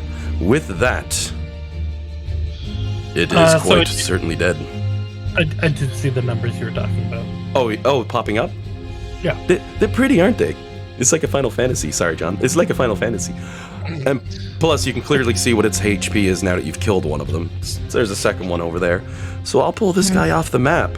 As it started to rise up, giving a shriek into the air, Flux just gives a swing of the sword, cleaves it clean in half, and says, nope. Moves on to the next one. I think I have enough movement, but if I don't, I have a 10-foot reach, so... 5, 10, 15, 20, 20. Oh, yeah, you're good. That's 30. Yeah, I thought I probably was. So I have 2 more attacks. And I'll go ahead and put this over here. Okay.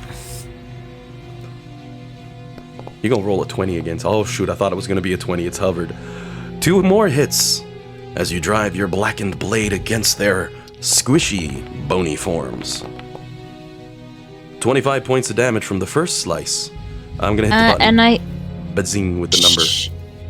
I think I'm going to use a goading attack. When you hit with a weapon attack, this is for my second one, you can expend 1 superiority die and add the total to the damage. It must make a wisdom saving throw. DC 23. On a failure, the target has disadvantage on all attack rolls against targets other than you until the end of your next turn. So, wisdom saving throw. And it has failed, so I put this weird symbol on it. Okay. That way I look and say, what the hell is right? I only can attack Flux. Well, it can. It just has disadvantage if it attacks anyone else. Oh, you just offed its friend and shaved off a good chunk of the rest of its life. It's coming after you, for sure. 32 points. Oof. Are you sure plus the 9. Oh, sorry? It's life or it's on life? Hey. Oh, boy. Life is life, whether it's dead or not. It's still alive. It's also, I'm adding 7 to that. Arf. Another 7. As you cheese off on the bad guy. I'll use my flying sword against the dinosaur, actually. Alrighty. T-Rex roars in right. Jade's face as a sword flies through the air and slices at its nose. Not disadvantage, just normal. A 19 is a hit. So once again, by rolling another 2, you've determined that you can only miss on these enemies by rolling a 1. As you slice for 19. I don't think that 2 rerolls. No, only on ones that you're wielding. You're telling the sword to make an attack. I think we did Yeah, it doesn't. Was it last week? Oh god, So I it can't was. remember. So just take Take 3 off. 3 off. Oh, it so it's actually. recalculated. Yeah, it does it automatically. I can't control it unless I were to roll manually. So it's actually 16 points of damage. Yeah. I got that updated. That's Right. very fair. And I'll move this because it was here. There we go. That's it. Right. As your turn comes to an end, it's Alex's turn. Standing before a gigantic minotaur skeleton, one hand on its mighty axe as it roars in your face angrily. Okay. I have a question. I've got... So I'm holding it in one hand. If I was to polymorph myself into something that could also grapple, could I continue to hold it? Oh yeah, polymorphing and grappling's fine. You'd have to want to end that grapple condition or morph into something that cannot grapple, if that exists. I don't know off the top of my head. Okay. So I will then, in that case, I'm going to polymorph into a giant scorpion, and that can use its claws to grapple. So I wouldn't be able to attack with that claw, but I'll still have my claw and my other claw and my sting too. But it doesn't matter because I can't attack in this turn anyway because I just spent it to transform. So yeah, that's all I'll do. Alrighty. As your turn comes to an end. Actually, I need to double check. I'm pretty sure it was your turn. I may have actually been wrong on that. Nope, definitely it is good. And where did Jade end up? Jade gets to go immediately before the Tyrannosaurus. I have to remember that. Because there's no way it has more dex than you. No way. It's all mouth. Got tiny little arms, no dexterity. You hear... Sorry? I just had a curious question. It's something that just kind of sparked my curiosity. When you use polymorph, you and all your equipment that you're holding go into the new form. Dean was holding the Minotaur's weapon, so does that go with him? He's not wielding or holding the weapon in that regard. He's only got a hand on it. That's like the question you are essentially asking. I can reply very simply with, well, what about the floor? Would the floor go with him? Would Nilkrace if he was holding on for dear life? Nope. It's a kind wording so that you don't have to worry about, hey, where did my longsword go when I'm in polymorphed? You know what I mean? So no, it wouldn't. No, just serving my own curiosity. Oh, that's fair. I respect where you're coming from with that one, though. If he had taken that weapon from the enemy, he would have prevented the enemy from being able to do shit, essentially, with it. And it would have polymorphed with them, because it's a piece of equipment and gear. But right now, I'm just giving him a bonus on the only reason I let him hold the weapon is so he's got the other guy's disadvantage. I thought it was a nice little bonus in and of itself. But, I digress. I could go on for the rules for a little bit. As Alec's turn comes to an end, with the dun-dun-dun sound, you hear a cracking and crumbling coming from out this way. As one of the sarcophagus gives way, breaking apart, and you can see from inside of it a mummy lord, what appears to be anyway, of much higher design moving forward. As it does, the sarcophagus to the other side also cracks open, revealing in and of itself a similar creature. They have a higher dex than I do? You got a 20 as well? Yeah. Poop. Well, it's your turn. Just ignore them for right now, please. Fair enough. Stays very, very still. I was honestly looking up, like, okay, Alec got a 20, then it's no, so he goes before them for sure. I double check and do all that, blah blah blah blah. Not 5 minutes prior. Okay, Pup's 19.99, so he's with Nilkrace 20, and you'd think I would have realized. So Nilkrace's turn. Now, Nilkrace is presently carrying Alec, who's presently grappling the other thing. So I will put him down. Who's presently a scorpion. Yeah. I'm gonna put you on the floor and swing at the Minotaur. Alrighty. I clack appreciatively with my open claw. So you go ahead, make yourself a swing at that Minotaur. Oh my days. The clacking distracts you. You think that's adorable, and you see your sword hit the wall. You're like, no, pay attention. This isn't practice rounds in heaven anymore. On your second swing, however, you are successful with the strike, and it is an undead. As you strike it for 29 points of damage. And then as a bonus action, Pup, because there is nothing there and nothing will be there, will move here to... Or actually, he was here. So you actually could just attack the big giant thing. Yep.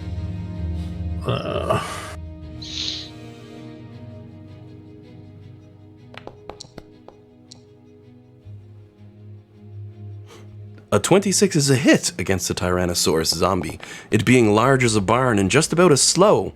Pup doesn't have too much trouble getting in there and sinking fangs in, rending out with its force and power for 10 points of damage against the mighty Rex. Though, given its size and girth, it's looking barely injured from the assaults it's taken thus far. And that would be its turn.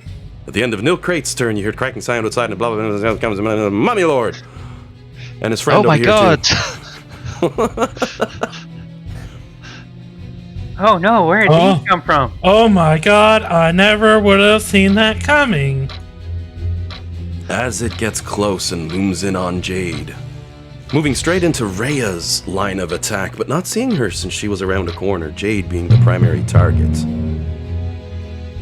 The mummy is going to use its multi-attack against you. And just give me a second here before I finish that off.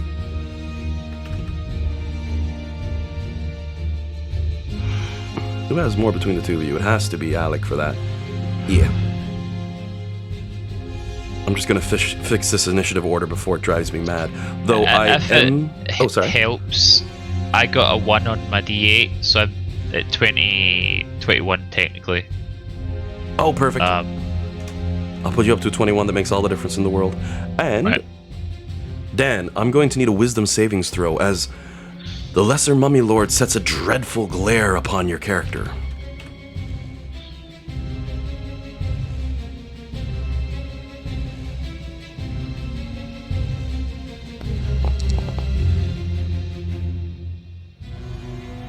With a 25, you are successful in passing your savings throw. But not before it makes a swing with its rotten fist at your character's jaw. That being said, Pop is going to give it disadvantage. And since it has disadvantage, deal 1d4 plus int modifier. So 10 damage to it.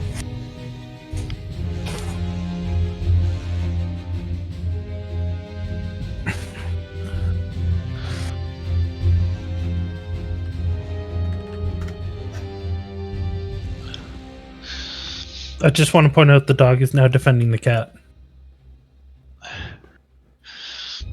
Wait, that's illegal.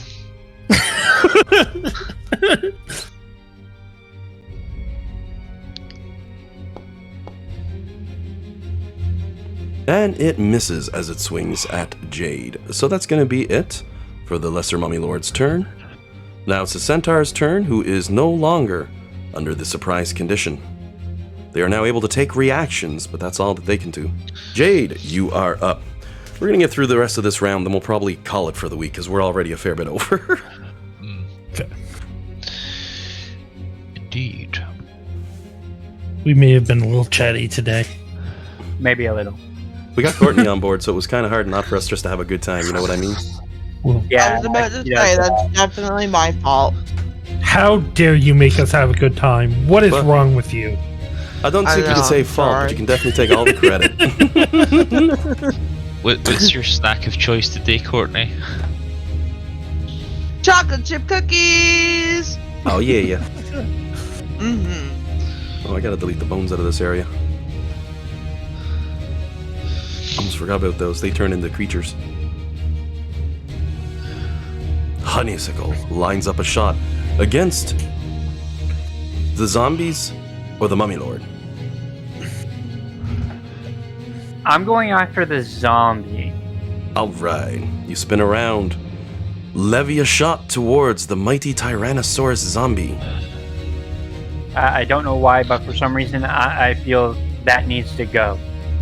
I mean, it looks like this coming at you, so. Does it have the zombies in its mouth? Oh, that's a good detail. That makes it a lot more horrifying. Oh, yeah.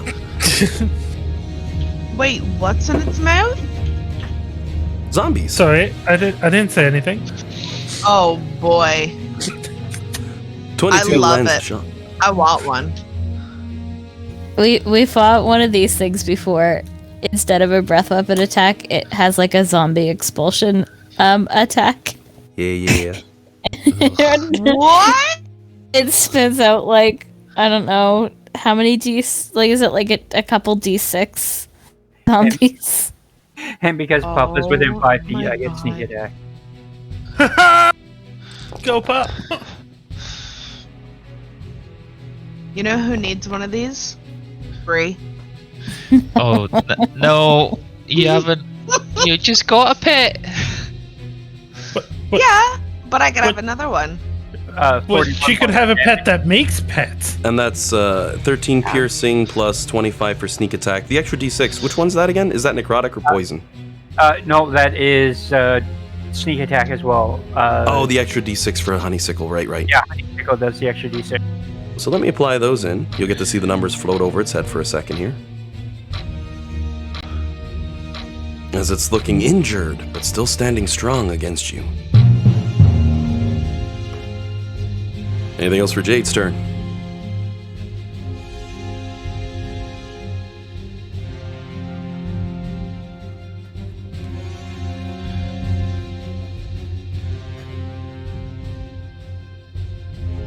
I always hesitate when Dan goes quiet because it usually means there's something scary planned.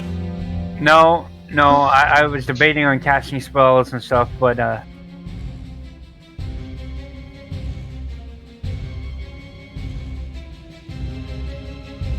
Alright, so you're good to go?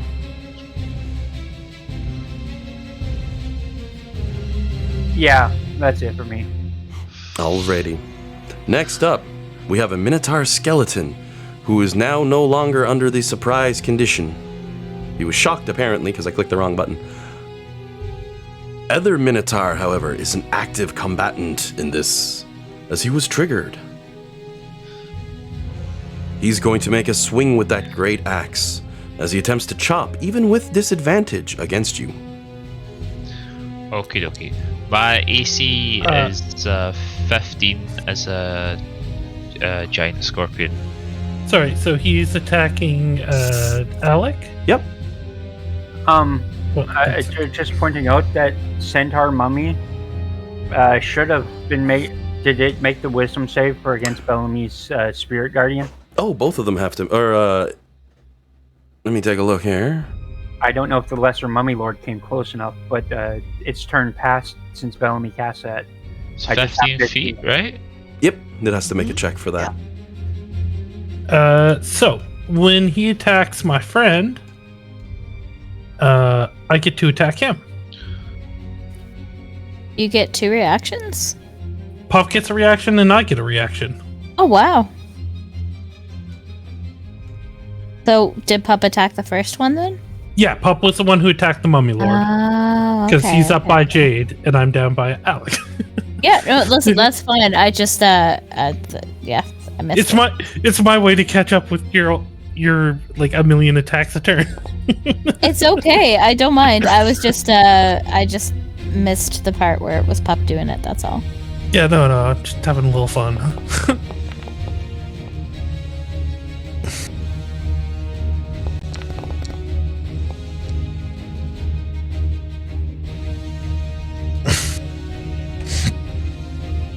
And the damage from Spirit Guardian is enough to nuke it off.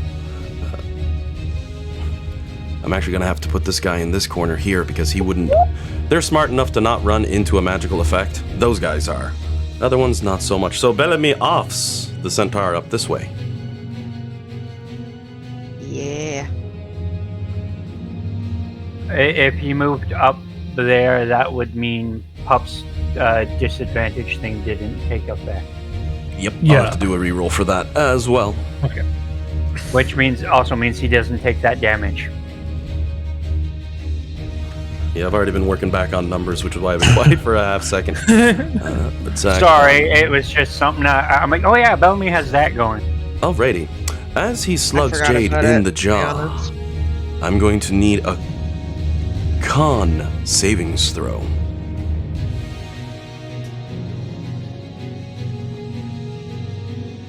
Is this by chance against disease?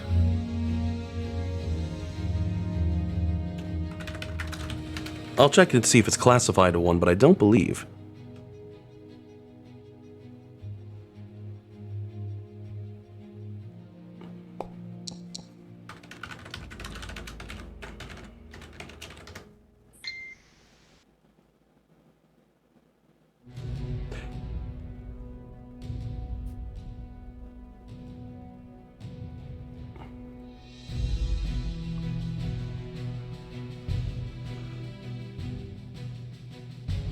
Yeah, no, I'm blind as a bat. It's a curse. It even 20. says curse. 20 is a pass as you resist the effects of the rotting fist on you. However, you still take the damage from being punched in the jaw by this guy. 44 points of damage, in fact. And that's a mixture of bludgeoning and necrotic damage.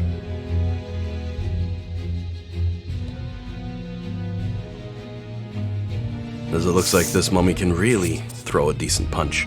I gotta play the catch-up game because I've got the Minotaur taking a swing and getting swung at. Let me see here on that. So we'll do his swing. With at disadvantage I had done earlier. Alex AC is 15 as Scorpion, right? Sorry, I was muted. Yep. Alrighty. That's going to be 14 points of slashing damage. And John, you go ahead and roll the damage for Nilkrace on that one. Okey-dokey. It was a 34 to hit, 22 damage. 22 points of damage. Alright.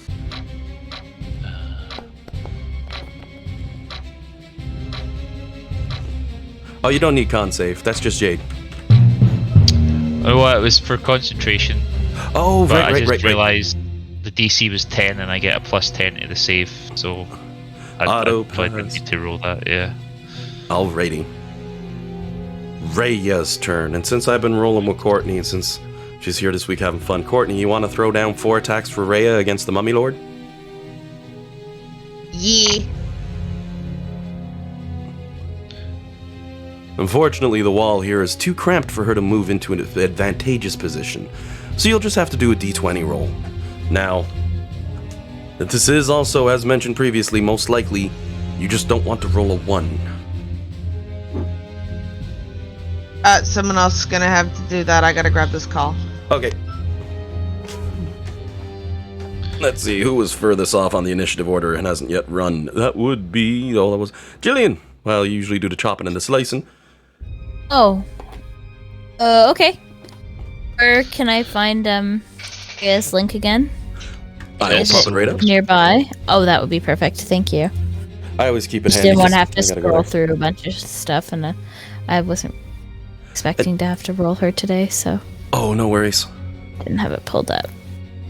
I'm just gonna do the 3 attacks.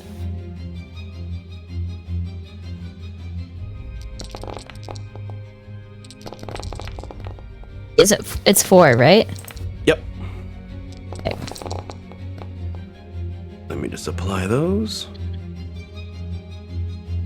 That's a lot of dice. Ah, shoot, it's not calculating it correctly. I hate it when that happens. The only thing I've noticed for the D&D Beyond. Alright, so let me just add those together. 36 and 41. Alrighty. By the 3rd hit, she's killed the Lesser Mummy Lord entirely. 1 hit still remains for the swings. Should probably hit the dinosaur, right? 'Cause it's right there. Yeah, have her charge in. Yeah. Lets out a mighty bellow as she jumps through the air, sword in both hands, and comes down on it. I'll move that mini for you.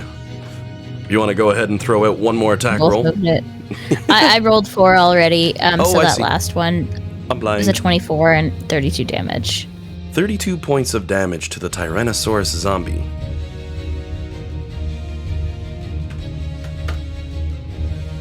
Oh, and she's got her bonus action too, doesn't she? Yep. You can use her bonus for an extra swing.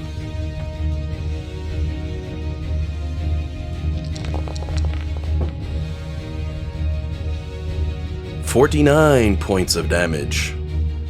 As she jumps through the air, spins with a slash led by Jillian's hand, and removes the head clean off the fiend, dropping it to the ground, before it has a chance to use any of its very nasty maneuvers. So what does her life become? She gets plus 136 base that replaces. However, she's already sitting on temporary hit points, still has 4 of them left, and is too caught up in battle to notice, so let me roll a d100. I mean, if it was a player, it'd be like, you're not missing that, but this is an NPC, and... well, she got an 8. Rhea loves to kill. She's like, I'm feeling healthy, I don't need the health. Forget that.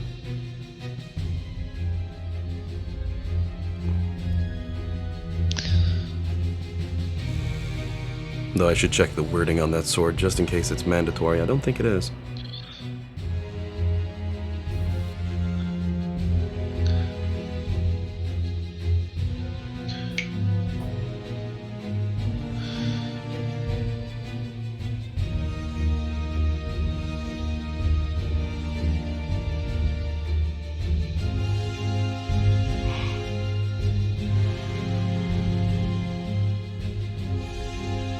Alrighty. Nope, that's gonna be it for her. I'm sticking her with the temp HCV she's already got. 404 is enough. She's unhurt. So Sorry. who killed Bless the you. T-Rex? Rhea Rhea. did. Oh, my heart. Jumped up, beheaded it, gave a nod, looked happy as she did so. And as the T-Rex dies,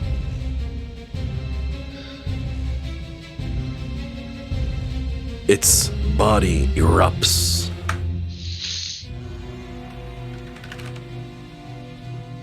As zombies pile out from it.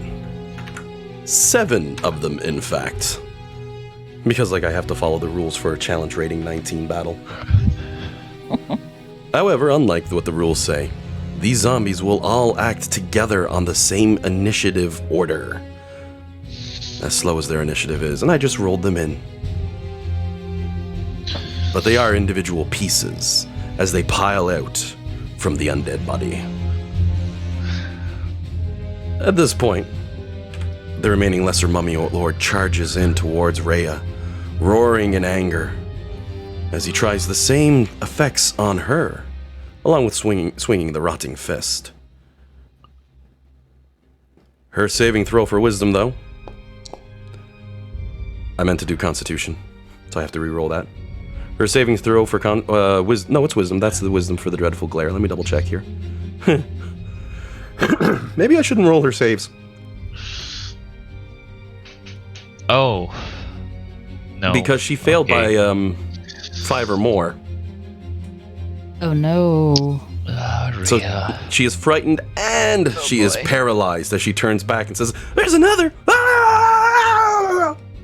Oh, I lost Alan. Oh, The only I one think who lost him. that was the paralyzed cutting in. Yeah, me going, "Ah!" Oh, I thought his bite cut out. I did too. Courtney, I love that you're right there with me. I'm always right there with you. Paralyzed. boo. Now put stunned on there. That's rough. Well, don't have to worry about her much more in the fight. However, because of that, she is paralyzed, which makes her very, very, very susceptible to the rotting fist attack.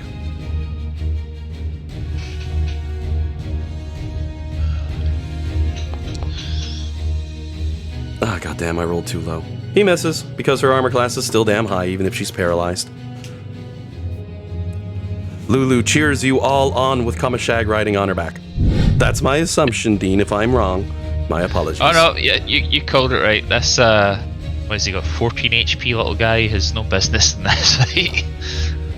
So as things go from bad to crazy in this fight, like I said, we were going to call it after the round. However, Courtney's schedule might not be the most nice next week, and you're at the very top of the initiative order. So why don't you take our last turn? Jade still has a turn before that. Oh, right, you got the 3. I forgot. All right, Jade goes, and then Courtney, and then we're going to call it. As Jade is surrounded by ugliness. All them zombies.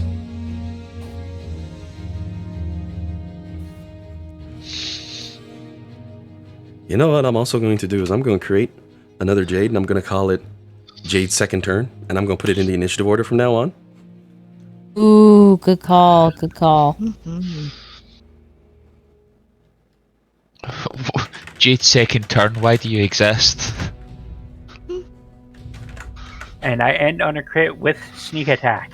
Nice. That's gonna do some damage. Very nice. Crit, sneak attack. As you levy your blade into the Lesser Mummy Lord's face, hey?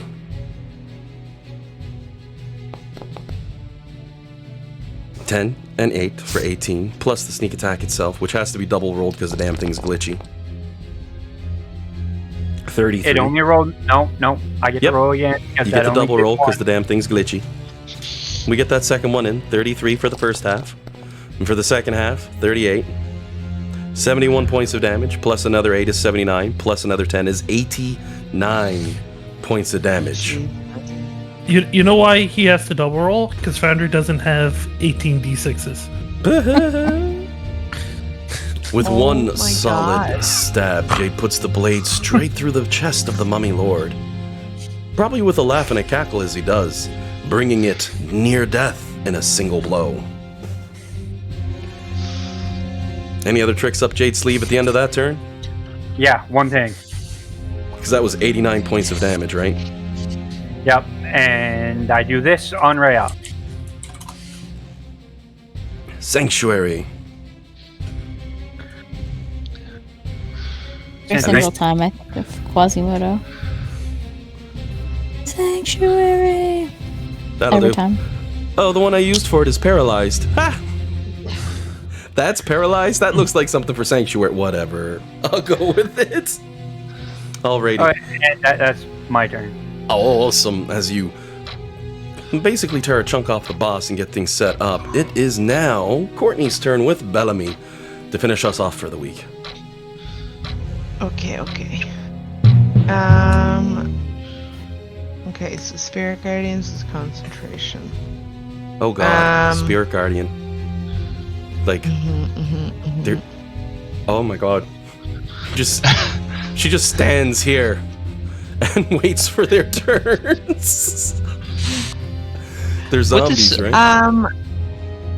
I think I'm gonna... Okay. I've never used this spell before, so... Ooh, that's kind. I don't think zombies are too smart. I'm just gonna fucking do this. What is Okay, this? I guess display the text. Hold on, I'll throw it up. Oh no, you can hit the little arrow beside it and it actually shows it. Oh, okay.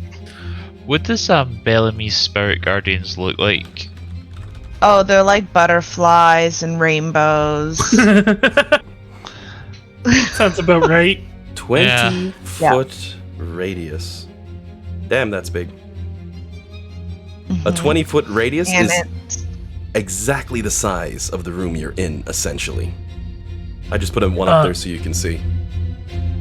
I do want to point out, if you do that, that's going to hit, like, the player characters. I don't...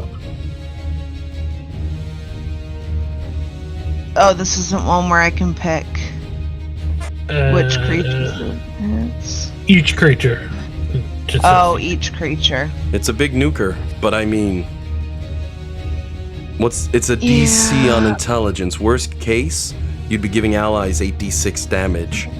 But given the number of enemies here and the fact that they have at least 3 intelligence, it's certainly going to do some harm. Yeah, like, I'm not saying don't use it, I just want to make sure you're aware of that. Because you'll also... Yeah. You'll cast it a little bit to the right so you don't hit Lulu, right? Think about a circle that big. Let me see positioning. Oh boy. That's about accurate. Oops. Because if this is your big bad circle...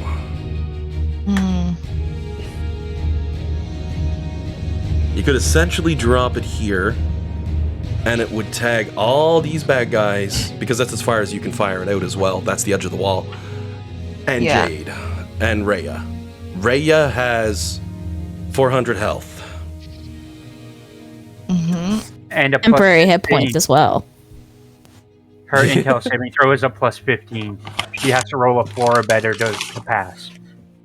Yeah, and I'm willing to bet that Jade would pass an intelligence check as well. Okay, alright. And if Jade passes, he takes 0 damage. I'm just gonna drop it. Yeah, I'm just gonna drop it. No, if you're thinking about evasion. Oh, you're If you're right. thinking about evasion, no, that's only Dex. Right, you're right. Only Dex. I keep mixing that up because it's such a nice ability. So, it's what is the DC on that beautiful roll? It is intelligence 19. So that means, theoretically, if they had under 8 intelligence, they could pass. If they had under 6 intelligence, it would be impossible for them to pass, right? Well, I'm gonna show you what a zombie's token sheet looks like. Right in the chat group window there, so you can all see exactly what you're dealing with. 22 health, armor class of 8, and an intelligence of 3. They get a -4. None of the zombies can pass that check. They all will take 8d6 damage. Rhea, since I've been rolling her checks, I'll be doing that in Cool. public. Okay. Do you want me to do it? Oh god. No. If she got a 4 or higher, she passes because she gets a plus 15 to that. Congratulations, you just told Ellen to roll a 3. Do you see what I rolled? He rolled an 8. I rolled a 1. I clicked intelligence check, save for her. She gets plus 7. I rolled a 1. She got an 8. Rhea's taking that one on the chin. When I look at her character sheet, it says saving throws, intel plus 15. Oh, did I miss? Well, I still rolled a 1. It is. Intelligence is one of her trained stats. I rolled it at a foundry. That's the problem. Don't mind me. I'm wondering, why didn't it catch it? Because it is trained. But I rolled a bloody 1. Poor Rhea. Oh, well, I need to shave off some of that health of her anyway. So, last up is our mummy lord, who has to roll a savings throw for intelligence. He fails. Just fails. So you give me that sweet, sweet damage roll. Rhea has It her already sword out. rolled it. Rhea has her sword out. She has advantage on rolls for magical saving throws. Oh, that's fair. Here, let me give it another roll then on public. I just gotta do anything better than like a 1. There we go, she's fine. Good catch, Dan. Good catch. Yay. So she passes when I and takes half first damage. cast it rolled the damage. It's 31 psychic damage.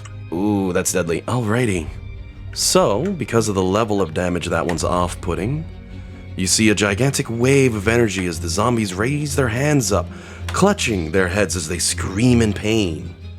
Obliterated, falling collapse to the ground, including their mighty leader as well. Hey! Rhea raises a hand up and rubs her temple, and she goes, "Oh, God, that's loud," as she loses 15 points of health. I'm sorry. Just ignore that. I needed to get rid of the die thing and it wouldn't let me unclick it, so. That's fair. So with that spell dropped, the majority of the enemies are completely wiped, leaving a single pair of Minotaur skeletons for the team to finish off next week. Only because at this point we're 45 minutes over and I got a grocery shop soon. Yeah. That was a nice drop on that one. You saw a good one you could use there, Courtney. That's a good spell. Yeah. You're like DC 19 and I'm like, they're zombies, they can't win. If you drop that, they're dead. So I'm like, oh, your friends could probably That's what survive. I figured. I was like, okay, I don't think they can pass intelligence, but I'm pretty sure that Jade and Rhea could pass intelligence. Yep. And then I rolled a 1, and Dan's like, no, you get advantage. And it's like, I do, and I re-rolled. I was secretly hoping to get another 1 just so I could be like, okay, I'm not rolling saves for her anymore. Because every time I roll a save for Rhea, I roll a 1. Oh boy. The other thing that makes me think of, the Dreadful Glare, does that not count as a magical effect, which she should have had advantage on? Oh, probably. Most likely. The way things go. Any of those things she has advantage against rolling. I just missed it because, well... You got a lot of missed stuff on your plate. That's something I happened to think of because I saw John's aura down there. And I'm like, oh wait, Rhea crosses that aura too. It's all good. During the fireball, I realized, 3 rooms later, that I should have had advantage. Or Puff should have had advantage. And was like, well, at this point, it's a little late. Mostly because I couldn't see the thing, because the fireball was over it. Now, if that was a strength or a dex saving roll, because Rhea's paralyzed, she would have failed it automatically, but intelligence she still could fight back against. Though whether or not I'd go back and give her the second roll, I probably wouldn't go that far back in combat. Be like, okay, she can eat this one. But no, that's a pretty good spot. We'll pick up on the fight next week and finish this one off against the 2 Minotaurs. But I think that's pretty much good. Great having you again, Courtney. Always a fun time. Yeah, Yeah, so nice to talk to you guys. It was lovely playing with you. Ellen, you said it was Uber Eats that had the thing, right? Yep, Uber Eats. They have a deal on right now with habaneros. Buy one, get one. Weird, because it doesn't show that for me, but it shows for other restaurants. Now, what? Sorry, what was that, Sandy? Only for their burrito bowl. The way it works, if you're looking at Uber Eats and you've got it loaded, when you go to the base... That combat thing's going to click into my ear in a second. If you're on the main page where it says delivery and you click restaurants, you'll get another option for deals at the top, and if you click that, it'll show you all the offers. Buy one, get one free. I got it at McDonald's, Jack Astor's, Taco Bell. They give you 2 Crunch Wraps. pt.3, and a few others. Though if you're a new member, they usually have much better deals for you. I think there's it just didn't show it for me for whatever reason. Like I see the other deals, but Habaneros doesn't have one for me randomly. That's weird. It should work. There is one other thing I'll say if you are considering an Uber Eats. Definitely look up the code, but for new people, there's a deal that'll get you up to 75% off on an order or something like that. So it pays off pretty quick. I've had it for a while. Fair. It's a little too pricey for me on the general day today, but they send me a deal. I take advantage of it. Yeah, no, absolutely. It was just like if you're telling me I could get two habanero things for the price of one, I was going to do it. That's weird that they don't have it. It is still listed. Actually, let me double check that it's still listed on mine, because I ordered that a day or two ago. But it was... You checked this morning. You saw it this morning. Oh, I think they pulled it. They may not be offering it anymore. Which means they would have stopped offering it while we were playing D&D today, because it was there this morning. Yeah, that's kind of funny. I can see that. I'm gonna hop off, you guys. I gotta call my ma. All right, well, have a good one. When it comes to food, have a good one. Thanks, everyone. Great playing, Jillian. You have a great week. Thank you. Bye, guys. Bye. Bye. See I'm gonna hop off too, guys. Great playing with you, Courtney. Here's hoping we get in some more games. Yeah, hopefully. I'll be back in April. Yep. Hopefully, work stops being dumb. Bye-bye. All right. Oh, it Bye. will. April's gonna be great. Oh, it's gonna be nice. Yeah. All right. Bye, guys. Thanks, Courtney. Bye. And for you two guys, you have yourselves a good one. And next week, you know what? I'll give a quick discussion. We'll see if we could do another in-person game sometime. I think we were talking about it. We were saying like the 24th of April. That might work with Courtney too. We'll check in with her and see if she's up. That way, the group of us can get together again. Yeah, because we were saying last week, and then I was like, oh, let's just wait till the 24th, the day before my birthday. Yep, and we can have some cake. Yeah. Alrighty then, because we need an excuse to be fat asses. Right. Yeah, we need an excuse for that. Totally. Oh my god, man, I'm going on a diet. I have to. I'm getting heavy. I should, but yeah. Good game, guys. Clever use of powers. Good crit on that sneak attack. Always my favorite to see, Dan. Especially tied in with Courtney's abilities. He just one-shotted the boss. Well, one of them. But that's not the big boss of the dungeon. I mean, come on. When you're saying, no, it's we go up or we go down, I'm like, go up. I'll flip a coin. Damn it. And it runs the up, and I'm like, yes. the big boss of the dungeon, we kind of went, he was like, no, 5 more minutes. Yeah, that was only meant to be a back reference to the last time you bumped into one. Because it's not a mummy, it's a lich that found a place to rest, laid down, nothing too crazy. It was literally meant to be a point to show the players, once again, as usual, if I don't say roll for initiative, they're not attacking you. And you all know that, and you ran with it, and he's like, no. He just looks up, sees some powerful damn heroes, and he's like, they're not attacking me, they're not throwing stuff at me, I'm just gonna close the lid. Maybe they'll leave me alone. And they pop in a message, hey, you want to be friends? And he's like, I can't, I'm just trying to nap for another millennia. Little things like that. I mean, there's always different ways some of my plots and plans can go, and there's multiple designs, but I don't like to get too much into the details of the nitty-gritty. But I do like seeing that friggin' mind blast. That was nice. That's a powerful move. Yeah, it's also an int save, which is impressive, because there's not many of those. Nope, and lots of things fail those. But I'm starting to blab now. Gentlemen, you have yourselves a great week. I will see you all next week. Well, I'll see both of you at this point next week. You as well? Yep. It was fun. Thank you. Always a pleasure. You have yourselves a good one. You too.